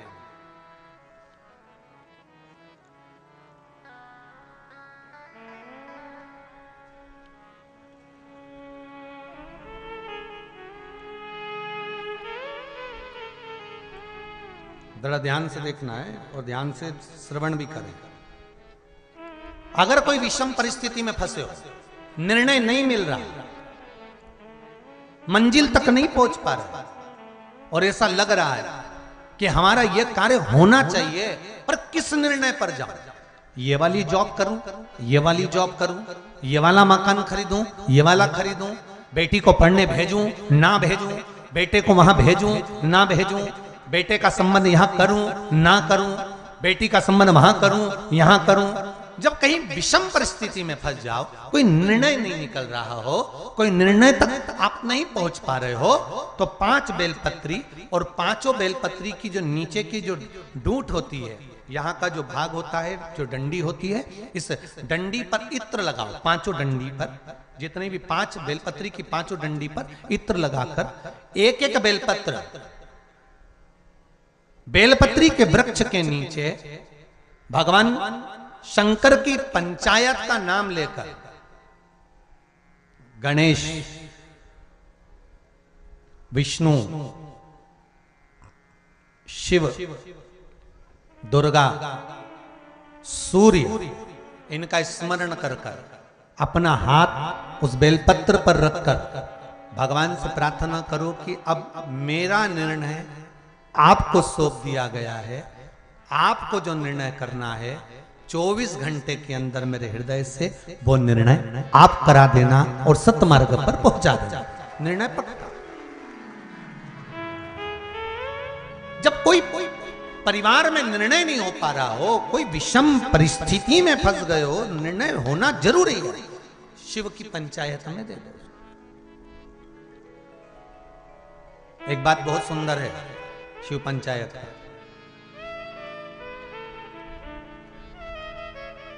अगर शरीर में कोई रोग हो गया है ना, शरीर में अगर कोई रोग हो गया है और डॉक्टर कह रहा है ये रोग, एक पत्र है देखो,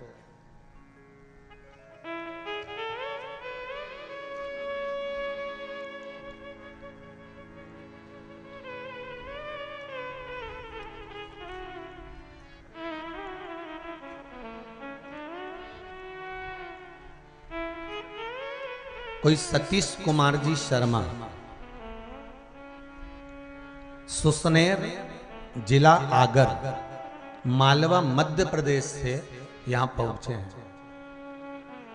भैया हम मध्य प्रदेश के ही हैं, वहीं तो कथा करी थी। कौन आए हैं? हाथ उठाओ जरा, खड़े हो जाइए। आप ही हैं? दोनों हाथ उठाकर एक बार हर हर महादेव कर दीजिए। हर हर महादेव। आपने पत्र में लिखा है भैया जी, गुरुदेव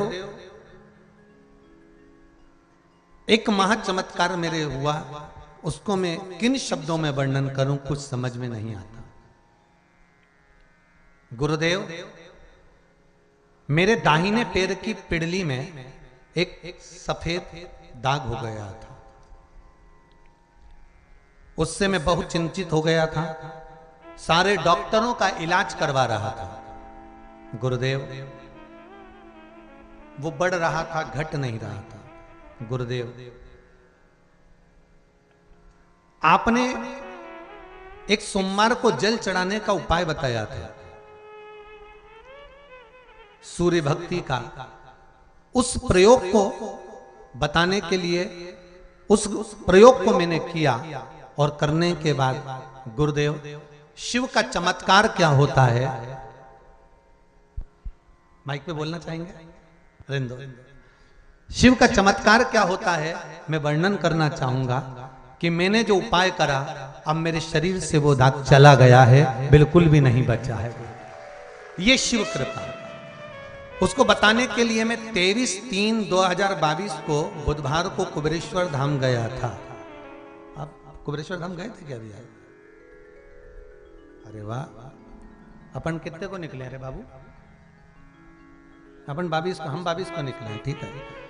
23 को मैं बुधवार को कुबेरेश्वर धाम गया था। वहां जाकर मालूम पड़ा कि आप 22 तारीख को भिलाई के लिए रवाना हो गए।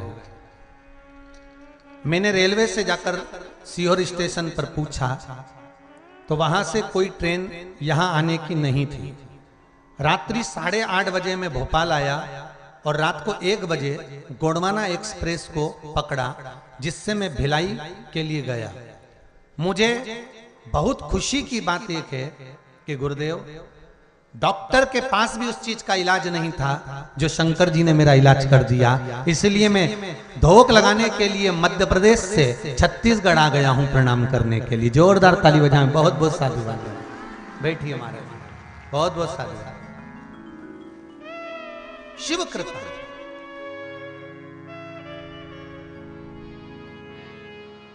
शंकर की उदारता, शंकर की करुणा है। और ऐसे एक पत्र नहीं महाराज, बहुत सारे पत्र हैं जिनको अपन समय समय पर पढ़ेंगे।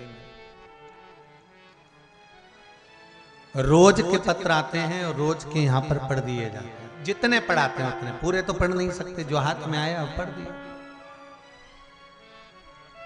शिव आराधना किसको कहते हैं? एक बहुत सुंदर बात कहेंगे कि शिव पंचायत के अंतर्गत अगर शरीर में रोग भारी हो गया, बहुत बहुत तकलीफ है, शरीर में कष्ट है, बड़ा भारी रोग हो गया है, बहुत तकलीफ में अगर शरीर चल रहा है, तो निवेदन करूंगा आप प्रयास करिएगा।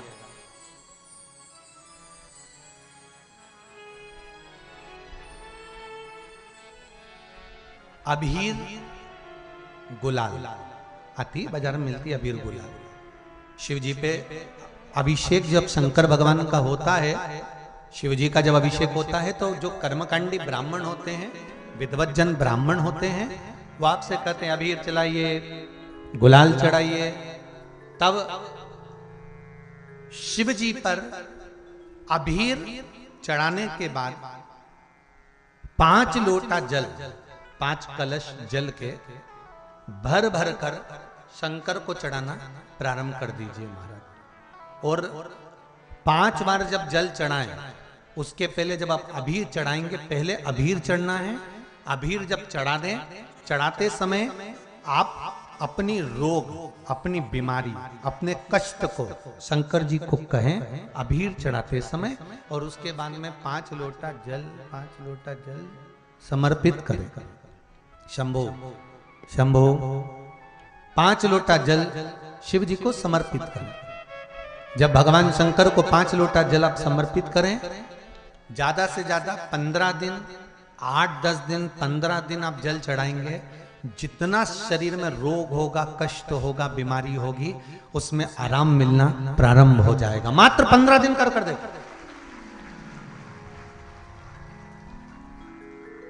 पर शिव पंचायत के 5 देवों का स्मरण होना चाहिए इसमें। पहला, बोलते जाओ जल्दी, गणेश जी। दूसरा भगवान विष्णु। तीसरा भगवान शंकर। चौथा मां दुर्गा। और 5वां सूर्य नारायण भगवान। ये शिव पंचायत के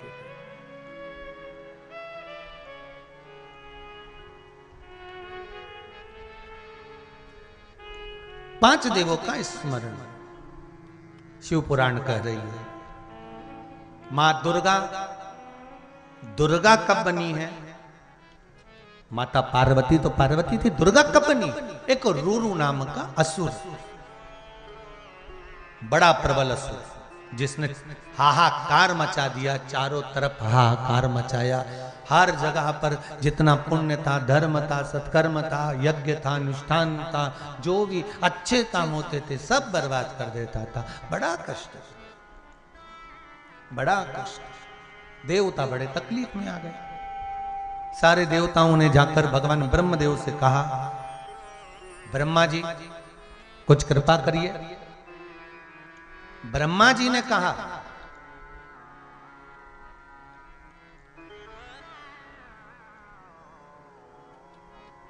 इस रूरू दैत्य की अगर वध कर सकते हैं तो भगवान शंकर, भगवान विष्णु दोनों एक ही स्थान पर खड़े हों,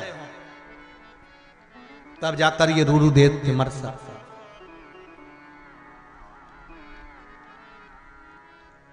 अब देवताओं ने जाकर भगवान विष्णु से भी प्रार्थना करी, भगवान शिव से भी निवेदन करा। शंभो शरणे मांग घड़ी दुख काटो, दया करी ने दर्शन आपो। शंभो शरणे मांगू घड़ी रे घड़ी दुख काटो, दया करी ने दर्शन आपो। भगवान विष्णु भी खड़े हुए, भगवान शिव भी खड़े हुए, दोनों सामने खड़े हुए हैं और दोनों सामने खड़े होकर रूरू दैत्य को मारने का प्रयास कर रहे हैं।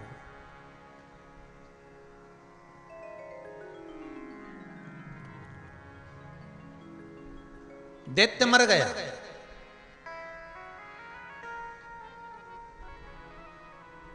कोई अच्छा काम हो जाता है ना तो व्यक्ति के भीतर अहंकार खड़ा हो जाता है।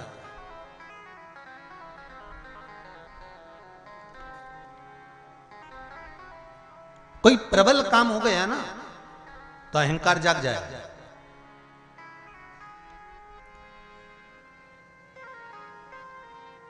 तुमने कोई काम करा, अच्छे से हो गया ना तो तुम भी अकड़ के कह देती, वो तो मैं थी ना इसलिए हो गए।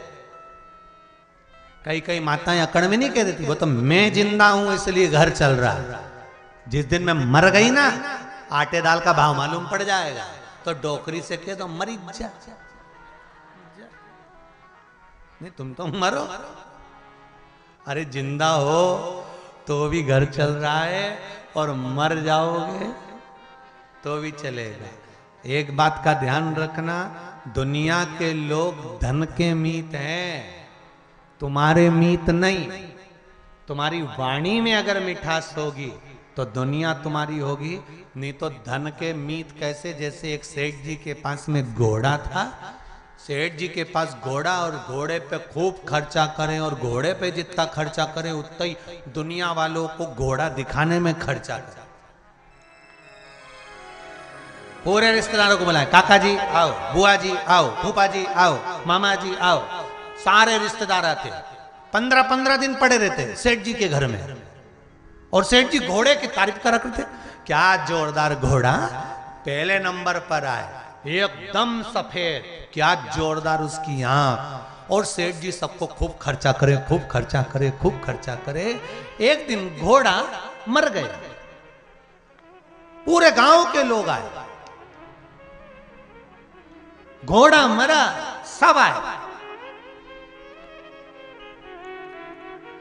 और 6 महीने के बाद सेठ जी मर गए, कोई नहीं आया। क्यों? घोड़े के समय पर सेठ जी खर्च करते थे, इसलिए सब जुड़े हुए थे। अब सेठ जी मर गए तो कौन खर्चा करेगा, कौन आएगा? अरे वाह वारी दुनिया, मतलब की दुनिया में किसी का कोई नहीं। श्री राम के संग हजारों सखा, वनवास हुआ तब कोई नहीं। माता सीता के संग हजारों सखी, जब हरण हुआ तब कोई नहीं। वावारी दुनिया, मतलब की दुनिया में किसी का कोई नहीं। धन के साथी हजारों थे, जब धन ही नहीं तो कोई नहीं। वावारी दुनिया, मतलब की दुनिया में किसी का कोई नहीं।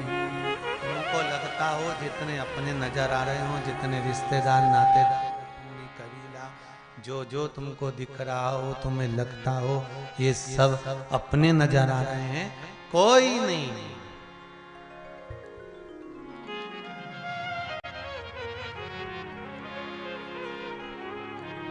कोई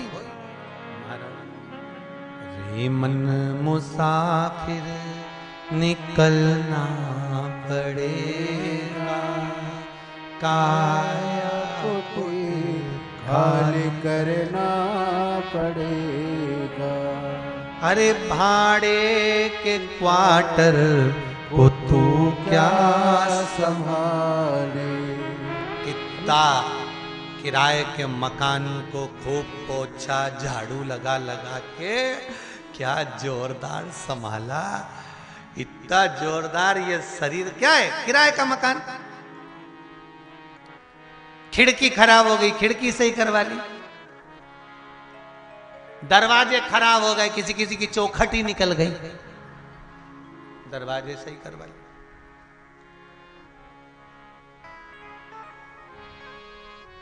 किसी की अलमारियां खराब हो गई, एक तो काम करे दूसरी करे ही नहीं, अलमारी का कुंदा ही लटका रहा, आवाज ही नहीं आ रही। किसी किसी की तो पूरी छत ही उड़ गई, कबेलू ही नहीं बचे, एक भी टीन गायब हवा में। अरे भाड़े के क्वार्टर को तू क्या संभाले, जिस दिन तुझे घर का मालिक निकाले, इसका किराया भी भरना पड़ेगा। सुन लो छत्तीसगढ़ वालों, काया कुटीर खाए करना पड़ेगा। रे मन मुसाफिर निकलना पड़ेगा। काया कुटी खाली करना पड़ेगा। अंत समय में इसको निकालना पड़ेगा, किराया देना पड़ेगा, श्वास रूपी किराया भरना पड़ेगा। जब तक श्वास रूपी किराया नहीं भरोगे तब तक कुछ मिलने वाला नहीं।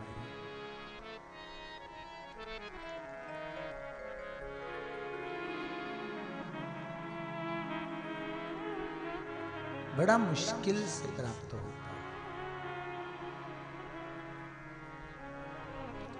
देवताओं के भीतर थोड़ा सा अभिमान प्रकट हो गया, देवताओं के भीतर थोड़ा सा अहंकार प्रकट हो गया।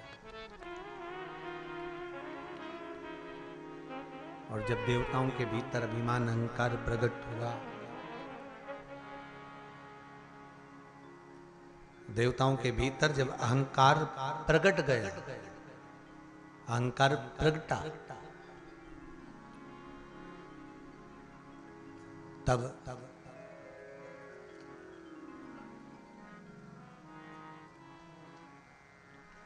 इंद्र कह रहे हैं कि मैंने रूरू दैत्य को मारा है।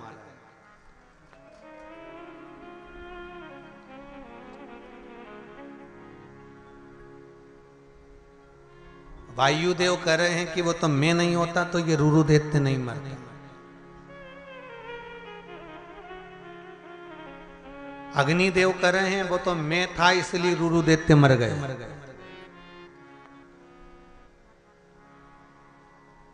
हम जितने हैं ना सब ब्रह्म में जी रहे हैं। आपको लगता है घर आप चला रहे हैं, आपको लगता है कि परिवार आप चला रहे हैं, भूल जाओ वो तो शंकर जी चला रहे हैं तो चल रहा है। हमारी कोई रत्ती भर भी 1% भी हमारा कुछ नहीं है। हमारा है क्या? दूसरे ने जन्म दिया, दूसरा ही उठाकर शमशान तक छोड़ आए। दूसरा हम इतनी अकड़ में जीते हो ना, इतनी अकड़ में रहते हो। कई कहते हैं मेरे को हाथ मत लगाना, मर जाऊं तो नीचे तेरे हाथ की मुझे दवाई गोली, मैं तो मर जाऊंगा, मुझे छूना मत ही। तो उससे कह दो कि तुम आज से ही शमशान में जाकर लेट जाओ, कोई हाथ ही नहीं लगाएगा। मई की मई निपटा दिया, खत्म का।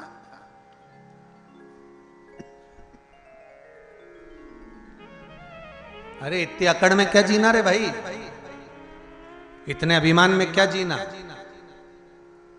जीना है तो प्रेम और स्नेह में जियो। अपनी वाणी में वो नम्रता रखिए, अपनी वाणी में वो प्रबलता रखिए कि आपको दुख हो, आपको तकलीफ हो, आपको कष्ट हो तो आंसू किसी दूसरे की आंख में आ जाए कि उसको कष्ट है। ये स्नेह कहते हैं, ये प्रेम कहते हैं, ये करुणा कहते हैं, ये वात्सल्यता कहते हैं।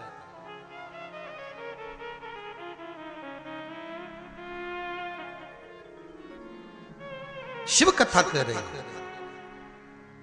अभिमान के शब्द हमारे मुख से नहीं निकलना चाहिए। हमारे भीतर अहंकार के जब शब्द प्रकट होते हैं तो हमारा करा हुआ सारा पुण्य, हमारा करा हुआ सारा अच्छा कार्य सब छिन्न हो जाता है, सब समाप्त हो जाता है।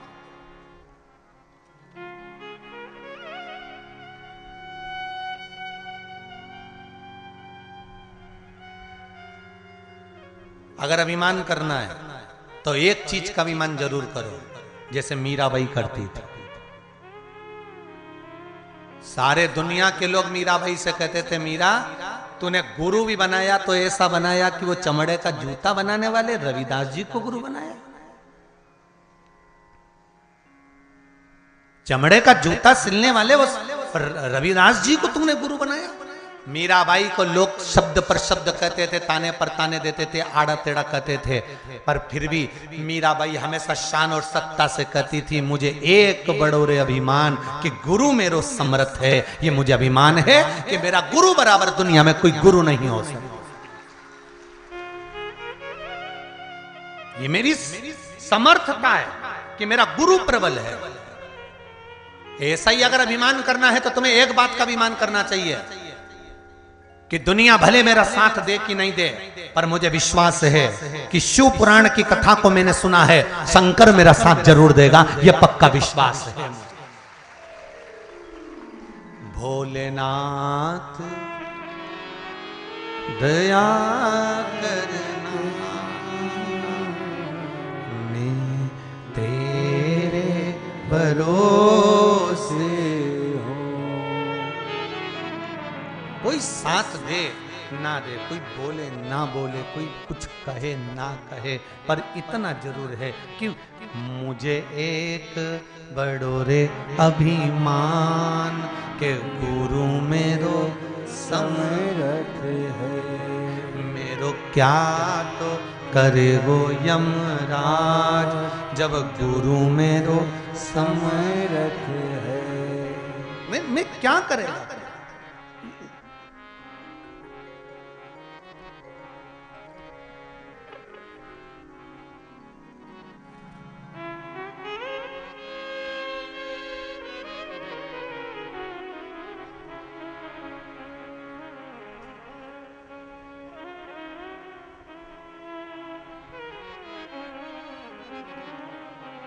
महाराज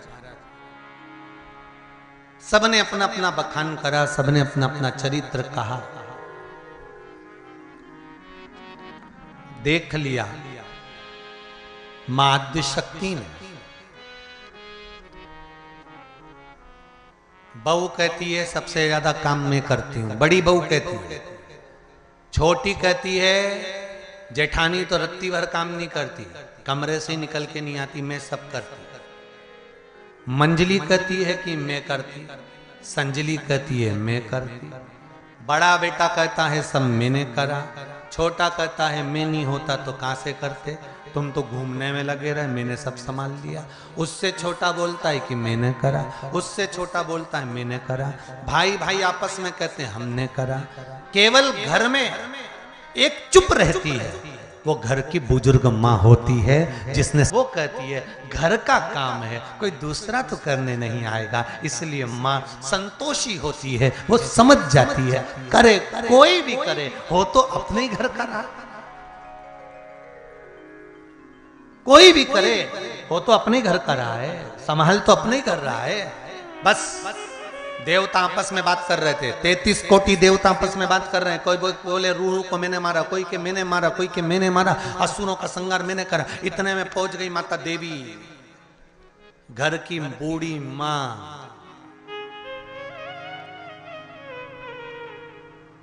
और मां आद्य शक्ति भवानी देवी ने, दुर्गा ने एक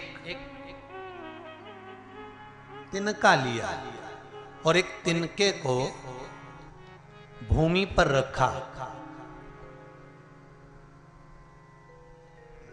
एक तिनके को भूमि पर रखा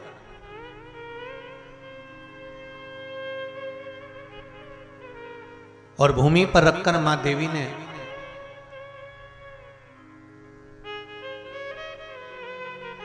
इंद्रदेव से कहा, इंद्रदेव जरा मुझे ये तिनका उठाकर दे देना, मेरे हाथ से गिर गया है नीचे। इंद्र बोले तुम्हें मालूम नहीं है, इतने बड़े बड़े असुरों का मैं संहार कर कर आया हूं और तुम मुझे इतना सा तिनका उठाने का कहती हो? इतना सा तिनका? कई लोगों के मन में एक प्रश्न खड़ा होता है कि शिव पंचायत में दुर्गा जी का नाम है, पार्वती का नाम नहीं है। किसका नाम है? दुर्गा।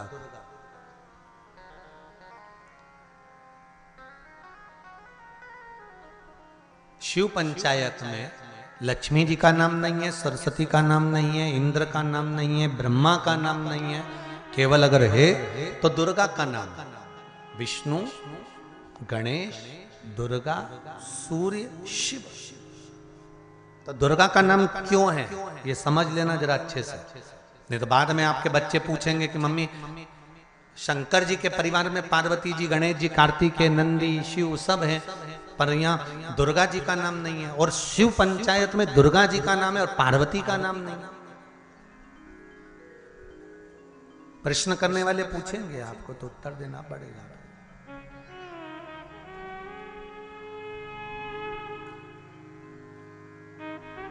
तब इंद्र कह रहे हैं इतना छोटा सत्यन का, इतना छोटा सत्यन का, और हम उठाए।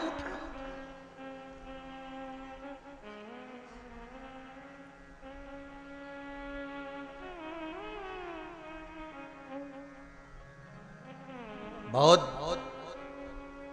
जब अहंकार टूटता है तब सबसे ज्यादा दुख होता है। जब अहंकार टूटता है ना तब सबसे ज्यादा दुख होता है। तुम बहुत सुंदर श्रृंगार करो और तैयार होके और पति के पास जाकर पूछो मैं कैसी लग रही, और पति कह दे तू ऐसी लग रही जैसे हरी घास में भैंस चल रही,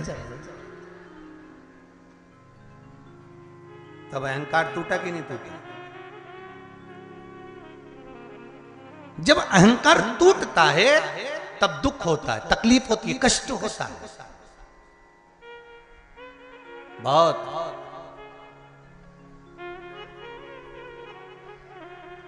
कहा इंद्र कह रहे हैं ये हमको इतना छोटा सा तिनका उठाने की बात करते हो, इतना छोटा सा तिनका और हम उठाए? हाँ उठाइए।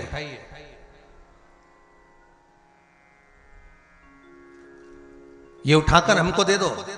इंद्र उसी समय पर पवन देव को बोल दिया, पवन देव जाओ जरा तिनका उठाकर ये दुर्गा भवानी को, ये आद्य शक्ति को दे दीजिए।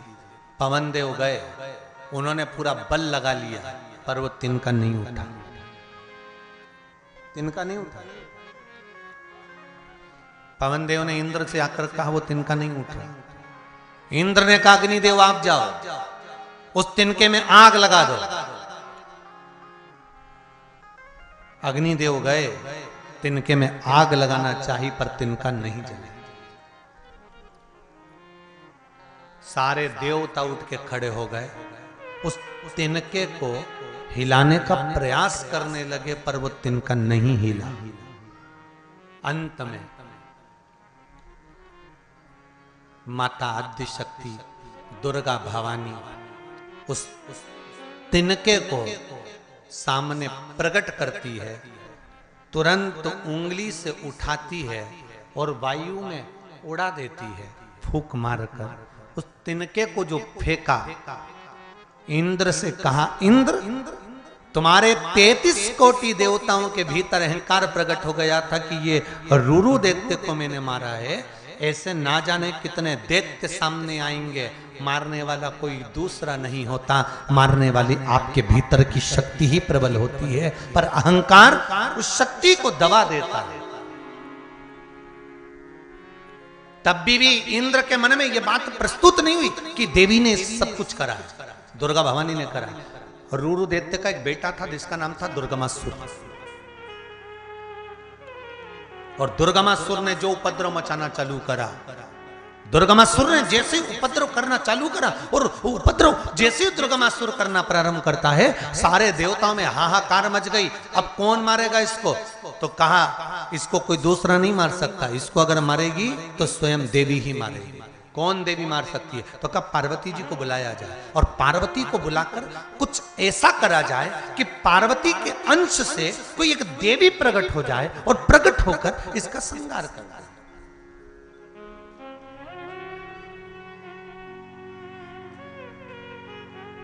आज माता पार्वती श्रृंगार कर कर बैठी हुई थी,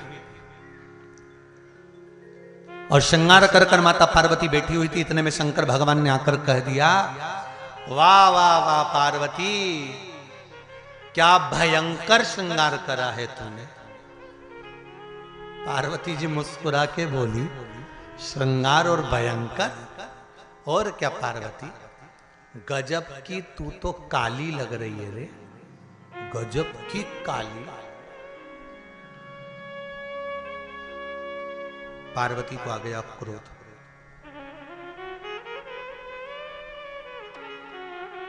पतियों से निवेदन रहा है, आज फिर करना है, तुम्हारी पत्नी कैसी भी रोटी बनाए तारीफ कर कर खाना। कभी मत कहना कि रोटी जल गई है या सब्जी में नमक हो गया या मिर्ची तेज हो गई, कभी मत बोलो। रोटी जल गई ना तो भी मत बोलो कि जल गई, बस तुम तो अच्छे से बोलो कितनी जोरदार रोटी बनी है, तेरे दोनों नेन रोटी में नजर आ रहे हैं, मतलब दो जगह से जल गई।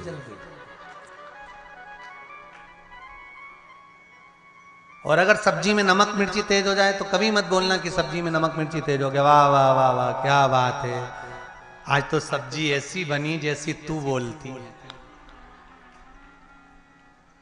मतलब तीखा तू बोलती है तो सब्जी भी। पर अपने को ये नहीं कहना कि बेकार बनी है, बहुत जोरदार बनी, वाह वाह बहुत बढ़िया। अब शिव जी को तो तारीफ करना था, पर शंकर भगवान ने तारीफ नहीं करी। शंकर भगवान ने तो डायरेक्ट जाकर कह दिया आज तो तू काली लग रही है। और पार्वती जी उठी और उठकर क्रोध की मुद्रा में आकर मां पार्वती तप करने के लिए चली गई। तप करने के लिए जैसे ही माता पार्वती जी गई, शंकर जी को तो पार्वती के भीतर से एक स्वरूप प्रकट करना था देवी का, और वो स्वरूप प्रकट करना था जो दुर्गमासुर का संहार कर दे। प्रकट हो गई, तप करने के लिए पहुंच गई एक शिखर के ऊपर।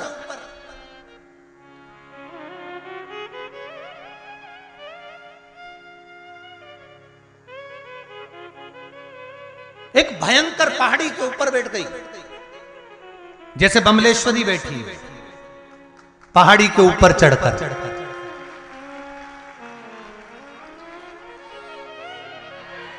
ऐसी पहाड़ी पर चढ़कर बैठ गई, और बड़ी बड़ी दुर्गम पहाड़ी, बड़ी दुर्गम।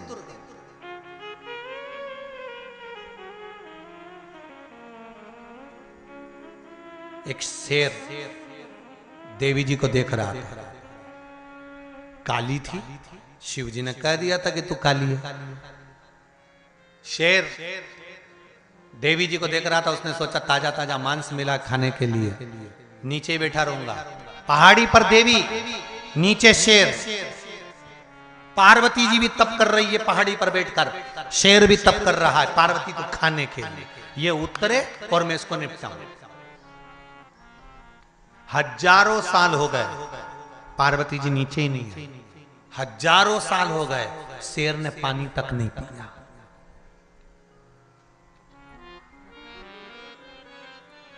वो भी तप में, ये इसको पाने के तप में। शंकर भगवान प्रकट हो गए पार्वती के सामने। पार्वती, मैंने तो तेरे को हास्य व्यंग में कहा था, चल अब चलकर तू स्नान कर ले गंगा का। जैसे ही पार्वती नीचे उतर कर आई तो शेर बैठा था, कमजोर हो गया था। पार्वती जी ने पूछा तुम कौन? शेर कहता है मैं तुम्हें खाने के लिए आया था, पर अब मैं खाऊंगा नहीं। आपने जितना तप करा, शंकर जी कहते हैं उतना ही तप इस शेर ने करा है। पार्वती जी कहती हैं तूने मेरा तप करा है, आज से मैं सिंह की सवारी करूंगी, तू मेरे साथ हर पल रहे, हर क्षण रहे। सिंह माता के साथ होगा, सिंह माता के साथ। और पार्वती जी ने जैसे ही गंगा जी में डुबकी लगाई, पार्वती जी की एक प्रतिलिपि कौशिकी जिसका नाम था, वो कौशिकी बाहर निकली। पार्वती जी गौरी हुई, कौशिकी माता प्रकट हुई। वही कौशिकी दुर्गमासुर का संहार करने के लिए दौड़ पड़ी। सिंह ने साथ दिया और बैठ गई मां शेरों पर, शेरों पर सवार। और तेरे भक्त जनों पर माता भीड़ पड़ी है भाई, और दानव दल पर टूट पड़ो मां करके सिंह सवारी। सो सिंहों से तू बलशाली, अष्टभुजाओं वाली, दुखियों के दुखड़े निवारती। ओ मैया हम सब उतारे तेरी आरती। टूट पड़ी रूरू का पुत्र दुर्गमासुर, जो उपद्रव मचाया हुआ था, एक किला बना रखा था, उस किले के अंदर बैठा हुआ था। मां पहुंच गई किले के अंदर सिंह के साथ।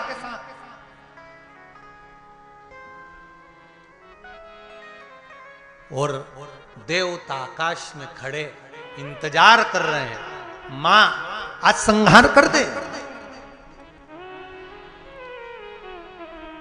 आज संहार करे वहां, प्रतीक्षा करे।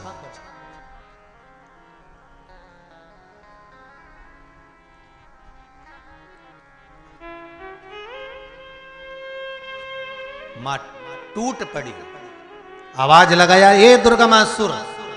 दुर्गमासुर बाहर निकल कर आया, देवी को देखा, हंसने लगा, ठहाका लगाने लगा, और मां आद्य शक्ति शेर पर सवार होकर दुर्गमासुर का संहार कर देती है। देवताओं ने पुष्पों की वृष्टि करी, गंधर्व गान करे, अप्सरा नृत्य करी, चारों तरफ जय जय घोष हुआ।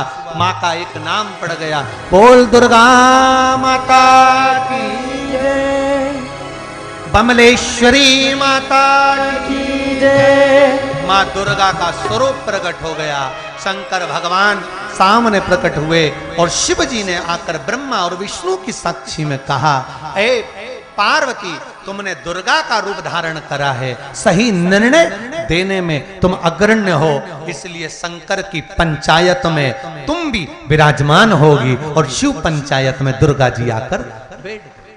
शिव पंचायत में दुर्गा विराज।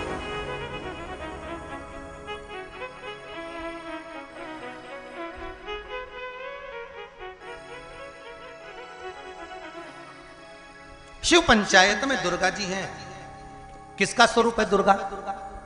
अभी आपको कहा था, अग्नि का। देवी को क्या प्रिय है? जोत जलाया, यज्ञ करा, हवन करा, धूप बत्ती लगाई, अगरबत्ती लगाई, भगवान की पूजन करी, धूप लगाकर तुमने मां को धुनी दी, गूगल छोड़ा, पूजन करा। ये माता जहां अग्नि है वहां दुर्गा है, महादेवी है। शिव के मंदिर में आप जो पशुपति व्रत में 5 दिए लगाते हो, वो 5 दिए क्यों लगाए जाते हैं पशुपति व्रत में, इसका वर्णन कल की कथा में लेंगे। क्योंकि कई लोग पूछते हैं कि इस 5 दिए का क्या मतलब है, और घर के दरवाजे पर जो 1 दिया लगाते हैं उसका क्या मतलब है पशुपति व्रत में। पशुपति व्रत में इन 5 दियों का क्या प्रमाण है? पशुपति व्रत में ये 5 दिए क्या कार्य करते हैं? पशुपति व्रत में ये 5 दिए क्यों जलाए जाते हैं? इन 5 दिए का वर्णन क्या है? इन 5 दिए की प्रगटता क्या है? किन किन ने करें पशुपति व्रत? जरा हाथ उठाओ। करें सबने? 5 दिए लगाए आप लोगों ने? तो आपको मालूम होना चाहिए कि 5 दिए क्यों लगते हैं। तो कल की कथा में अपन इसको शिव पंचायत, शिव महापुराण की कथा में श्रवण करेंगे। भगवान ब्रह्मा जी के सामने भगवान शंकर ने अर्धनारीश्वर स्वरूप का दर्शन दिया है। भगवान अर्धनारीश्वर पधार रहे हैं। जोरदार ताली बजाकर स्वागत करें अर्धनारीश्वर भगवान का। हर हर महादेव।